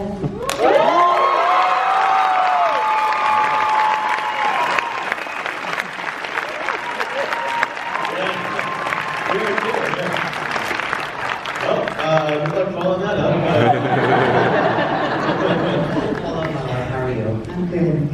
I have a question for upcoming actors who would be like you and like just be on TV and stuff helps. What's your biggest piece of advice? I sometimes tell people to get involved with with theater, putting on plays, but to form it's important to connect with the community and other people who are doing it, even if it's not what you're aiming for, like in commercials, plays, just to get used to the environment. Because when I came up, we would get what's called sides. It would be the scenes 5 minutes before we auditioned, and so maybe you have 10 minutes to look it over. And so that was the first thing I learned, was like how to audition, basically how to commit. That's the first thing. You're just learning how to commit, whether you believe it or know it or not. How do you take the lines and commit to what you're doing? That was the first thing I learned. And you just put your foot in the door. I also did little plays and stuff, like in summer camp. When I was a kid, I did dancing and singing and acting. It was all together. Yeah. Yeah, thank you. We just wait and wait and wait for this time to come around, and it's here, and you're like, it's finally here, and then all of a sudden it's over, and you're like, I always compare it to horror summer camp, because you form these connections and bonds with people that you share something really special with, and you have these memories that last forever, and then all of a sudden it's over, and you're kind of sad, and then we do it all again next year. So that's why it's like horror summer camp. So my advice to you is just take these last few hours in, enjoy it, go hug the people that you love seeing every year, and we still got a lot of show left. This is now going to be our last panel of the day, of the weekend of Texas Frightmare 2024. I can think of no better guest to take us out with. Mr. Jeremy Maroney, who was scheduled to be 45, has some travel scheduling conflicts, so he's got to get out of here. But make sure you go down and maybe say hi before he leaves if you're hoping to see him. But we are here to see Mr. Dunno!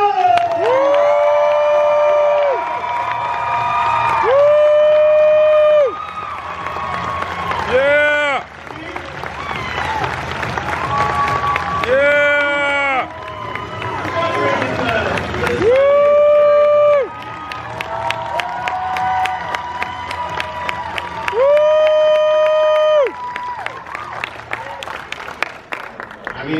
sleepy, you got no excuse. If this man is coming out like this. Can you hear me? Yes. My favorite thing is that I walked by your table to say hi earlier, and you were literally in the arms of someone. Holding you in their arms. It was incredible. I've been mauling all of you. So Some guests you meet are like, fist bumping, they're worried about getting sick. Not Doug Jones. He's in your arms. I would like to ask you, after playing, all of these iconic monsters and creatures over the years, do you ever just want to play a human? You ever just want to play a normal guy, or is that not fun?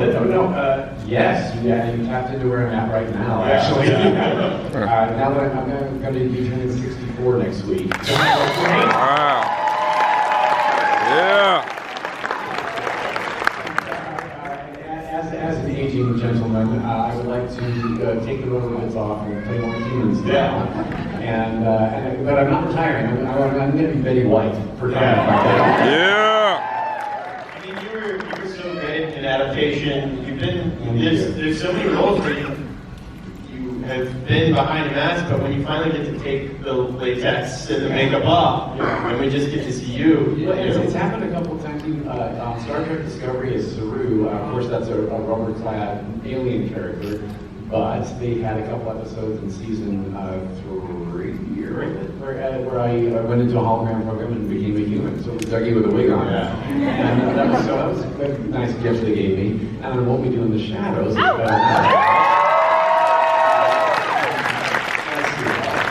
that started as a rubber from head to toe prosthetic makeup job, and they have now morphed me into getting burned and coming back and getting burned again. Now it's me with a wig, right? I will take it. Bless you all for going on that journey with me from monster to human. I'm going to start out where no one ever starts out with you, but it makes sense to start out here because it's the very first thing you did. I'm a huge fan of Mac tonight. No, are you? Yeah. Some of the younger people are like, I love anything kind of kitschy like that. If you don't know, Mac tonight was a McDonald's mascot. He was a really cool moon-faced gentleman with sunglasses. Saying, when the clock strikes 6, baby. So you had obviously kind of already been doing physical work and miming and contortion. What led to, how do you end up as the moon-faced mascot for McDonald's? When I started acting for television and film, I started with commercials. And the Mac Tonight campaign was my 4th TV commercial booking within my first 6 months of being an actor. So I wasn't at the very beginning. I played a mummy, an alien, and a nerd before that in other commercials. And so the Mac Tonight campaign came up from McDonald's. And they cast 4 commercials right off the bat to play on the West Coast. And like a regional campaign to up their business after 4 p.m. Hence the nighttime character at noon. It was such a big hit, and sales figures went up so much that McDonald's said, let's take it nationwide. It became a national commercial campaign. They filmed more spots for that. It was so gangbusters nationwide that let's take it worldwide. So I played in many countries around the world for 3 years, doing 27 commercials as Mac Tonight. Bought my first house with that. Thank you, McDonald's. And that's how I met people in the feature effects industry, was by doing the Mac Tonight campaign. Steve Neal was a creature effects designer who made the Moonhead, and he brought in people to puppeteer it to help keep the Moonhead pristine and make new ones when they needed new ones. As we went through this campaign, we went through a few, and so we would borrow people from other creature shops like Stan Winston Studios and Rick Baker Studios and Tony Gardner Studios. So I was meeting people from the creature effects industry, and they would go back to those creature shops after our commercial shoot and be like, oh, there's a small, tall, skinny alien in this movie we're casting. I just worked with him, right? So I got all those referral phone calls, and that's so I kind of sidestepped and circumvented the standard casting process. Right? Because I got calls at home directly from the monster makers and the producers of movies and TV shows were like, well, you guys know better than we do, so we cast him. So I had a very easy route in, but it's been very hard. I'm not gonna lie.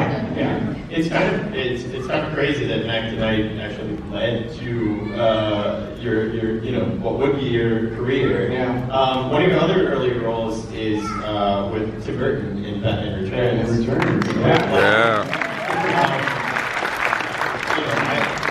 Other than Guillermo, who we're definitely going to get to and talk about, I would imagine that your sensibilities as a performer really aligned with who Tim is kind of a visionary. What was it like working with him? I love Tim Burton. And like Guillermo del Toro, he's a genius, but he's so easy to hang out with. He's just a good humored guy you go to college with and go, hey, what do you want to do? And so Batman Returns was also early in my career. That was 1992. And being Thin Clown, I was cast as one of Danny DeVito's sidekicks. That was a fun casting story too. Okay, so I just remember the movie Hook? I was a pirate in Hook. It's not credited on IMDb because I was kind of like a background guy. The pirate, I had a long blonde curly wig on, full beard and an eye patch, and I sold eye patches in Pirate Town. Watch the movie together, I'd have to pause it and go, that's the But stunt coordinator, or one of the stuntmen on Hook was an old friend of mine, Bob Yurgis. He's a legend in the stunt world, and he comes from a circus background. So he was going to be involved with Batman Returns because it had a circus theme to it, right? The Red Triangle Circus Gang. So they were looking for all kinds of circus acts, like that's why they had a poodle lady, and a sword swallower, and a knife throwing lady, and a juggler, and whatnot. So I'm a contortionist, I put my legs behind my head. Yurgis, my friend, knew that, so he sees me on Hook, and he goes, oh, hey, yeah, I got a phone call a week later from the stunt coordinator on Batman Returns. Hey, we were referred to you by Bob Yurgis. I'm like, are you free today to come in and meet us at Warner Brothers? That was the one day that I had off from Hook. I was still filming Hook at the time, and that Thursday I had off. So I said, I'm free today. So I went to Warner Brothers, I met the stunt coordinator in his office, and he said, so show me what you can do. So I start the show. So he goes, hang on right here, I'm gonna go get somebody, I want you to show him. He comes back in the room with Tim freaking Burton. So of course I wet my pants. This is our director, Tim. Show me what you just showed me.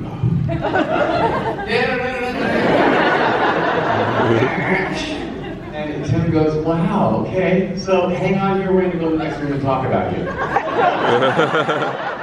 I'm sitting in this office by myself, just going, and it's the longest 2 minutes of my life. They come back in, and Tim Burton says, well, congratulations, you got the part. The part, what's the part? I don't know the part. So I thought I was just there for like a side gag for one day. And apparently there was a role called Thin Clown that was a part of the Red Triangle Circus Gang. I ended up working on getting a 7-week contract. Tim liked having me around. We connected, even though I was barely out in a very small supporting role in the film. So he kept me alive for 14 weeks. He doubled my time on the movie and saved my year. I loved having a bad financial year that year. So thank you, Tim Burton. Right, yeah. And then that credit on my resume then led into the next job that came up for me was Hocus Pocus. Yeah. 92 and then in 93, Hocus Pocus, which really was your kind of debut onto the scene of creature acting. Talk about playing Billy Butcherson. It's so physical, and to see, the movie was not a hit when it came out. In theaters, it was not a hit. It came out in the summer, which is a weird time to July listen. 1993. Against all the summer blockbuster movies. So around the same time as another Tim Burton movie, Nightmare Before Christmas, which was also not a hit. Which is funny because those two movies are keeping Spirit Halloween in business. You are an icon of Halloween, which knowing you is about the highest achievement you can gain. seeing little Billy Butcherson walk around in your Halloween decorations. How do you look back on your time as kind of a young performer on the movie? Oh gosh, well I was, you say young, bless you. Yeah. I was in my early 30s when we filmed, I was born in 1960, so in 1990, end of 91, beginning Somebody just goes, what? Bless you. I was, when Hocus Pocus came out in theaters, I was 33 years old at that time. So, but it was kind of like I felt like this could be my breakout. This could be the one. I'm going to be on lunchboxes. I wasn't. The movie didn't do very well at the box office. They pulled it. I was like, oh, that's the end of that. But that's before we knew what media was going to become, right? So then it was Disney film. So then Disney owned ABC. So ABC did a Sunday night movie viewing of it on their TV channel, and it was like ratings were through the roof. Well, then they also owned the Freeform channel, which was the ABC Family channel back in the day, and they started running that repeatedly during October. Thank you all for watching, because that told Disney that, oh, we need to do this more, because the ratings were, thank you. So then Freeform runs it still to this day, every month, all of October every year. And then, of course, home video, VHS, DVD, Blu-ray, 4K, it's come out on every format, and you've bought all of them. Thank you.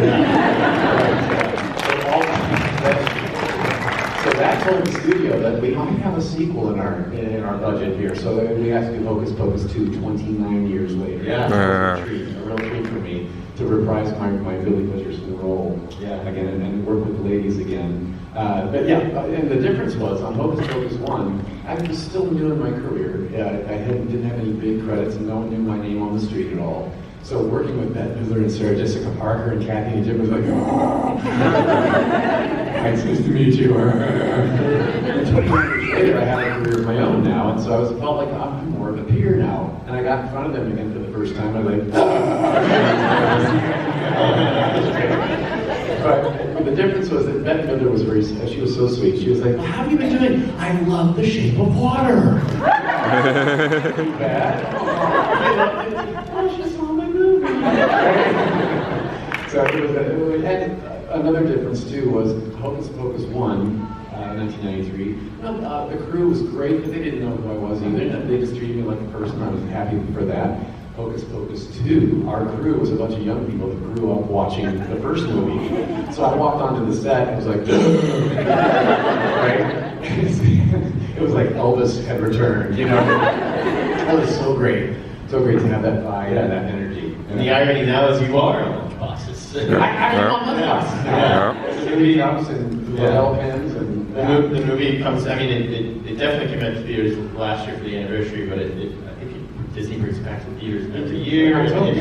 And the sequel, but I think, am I correct me if I'm wrong? They just announced the third one. Disney did announce it. Disney Hocus Pocus 3, but they haven't no details. No details. It's in the development stage, so I have not gotten a call. Right. And the farewells of the witches and me felt kind of final. Yeah. In Hocus Pocus 2. Yeah. We'll see if they revive any of us or not. I don't know. I'm not desperate. But I would love to play him again. It's not Hocus Pocus without the Sanderson sisters and Billy Richardson. So, since you brought up Shape of Water, it's kind of a perfect segue. Your collaboration, your friendship with Guillermo del Toro over, how many ever years? Six movies. 26 years now. 26 years, 6 years and counting. Going all the way back to Mimic, which I love. Yeah. Was, I think, considered an underrated movie of his filmography. How did that friendship and relationship first form? How did you meet? Well, like I said before, Mimic was a movie that I got by a referral phone call. Well, like I was just talking about that process. At Creature Effects House, Rick Lazarini's shop, I got a phone call on my landline. I didn't know who was calling. Hey, Doug, are you available for a night shoot tonight downtown Los Angeles? I'm like, out of work actor. Yeah, I'm free. So I ended up going downtown and standing on top of a 4-story brick building with a rain machine hitting me, and I was wearing like some kind of a weird mask with a trench coat that looked like wings. And I had no idea what the movie was. It was called Mimic, I guess. So I'm on top of this building, just kind of leaning over the edge. and looking down, and that was all I did that week. And I never met the director. It was down on the ground. The whole crew, I'm up on the building by myself. I could have died. But, anyway, so they liked what I was doing, and they called me back for another 2 days.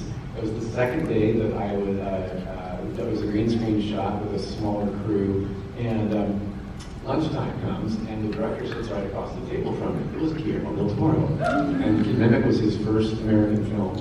And with a big budget, and he had quite a reputation in Mexico, but I hadn't seen any of that work. So I was like, here's this roly-poly, jolly man with these bright blue eyes, and he was so excited about monsters. He said, so tell me everything you've been in before. And I'm like, okay. Well, I listed off my credits to that time, and this is 1997. So I just done Warriors of Virtue, if anybody knows that. Yeah.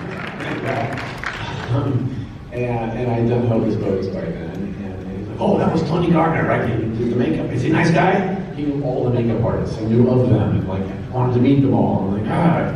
And so it was like talking to a 12-year-old boy who was so excited about monsters. And so we got, the energy was like, between the two of us. And he said, do you have a card? So I had a business card with my picture drawn on it, like that I did myself. It was a profile of me doing this. And the was resting right by my feet. You know? So he's like, oh, that's great. He put it in his wallet. And 5 years later, I get another phone call from a Creature Effects house called Spectral Motion. Hey, Doug, it was Steve Wang was the artist who was calling me. I've done a couple movies with him before. Hey, Doug, it's Steve Wang. We're here with the director who says he knows you, and can you come in tomorrow for to have us have a look at you for a new movie we're working on? Oh, out of work actor? Of course I can. So that director was Guillermo del Toro. The movie was Hellboy 1. Yeah! So, apparently earlier that day, I love you guys. Julie for inspector. I got distracted. Earlier that day, the Creature Effects shop had done a maquette of Abe Sapien from the Hellboy movie, and which a maquette, of course, is a sculpture scaled down to give a three-dimensional view of what this character is going to look like.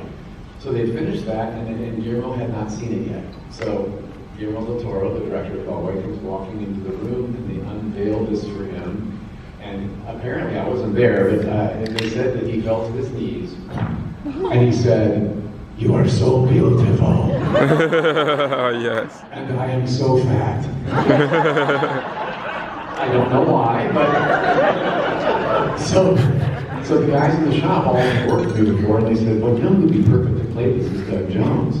And Guillermo said, "Doug Jones? Hey, I know Doug Jones." My card comes out of his wallet. 5 years later, so that's why they called me. Right? Let's give him a call right now. Wow. So that's how Hellboy 1 happened for me. Yeah, but that was the movie that really where we got to know each other much better. We were 3 months together on that movie, and we had a very developed a non-verbal kind of communication really quick as a director and an actor.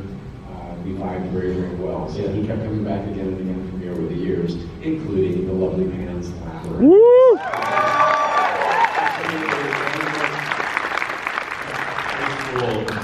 Beautiful, physical performance ever committed in celluloid, and one of the other movies you've made together, which is The Reason You're Here, and what I would really argue is his most underrated movie is Crimson Peak. Yeah, that's a really good one.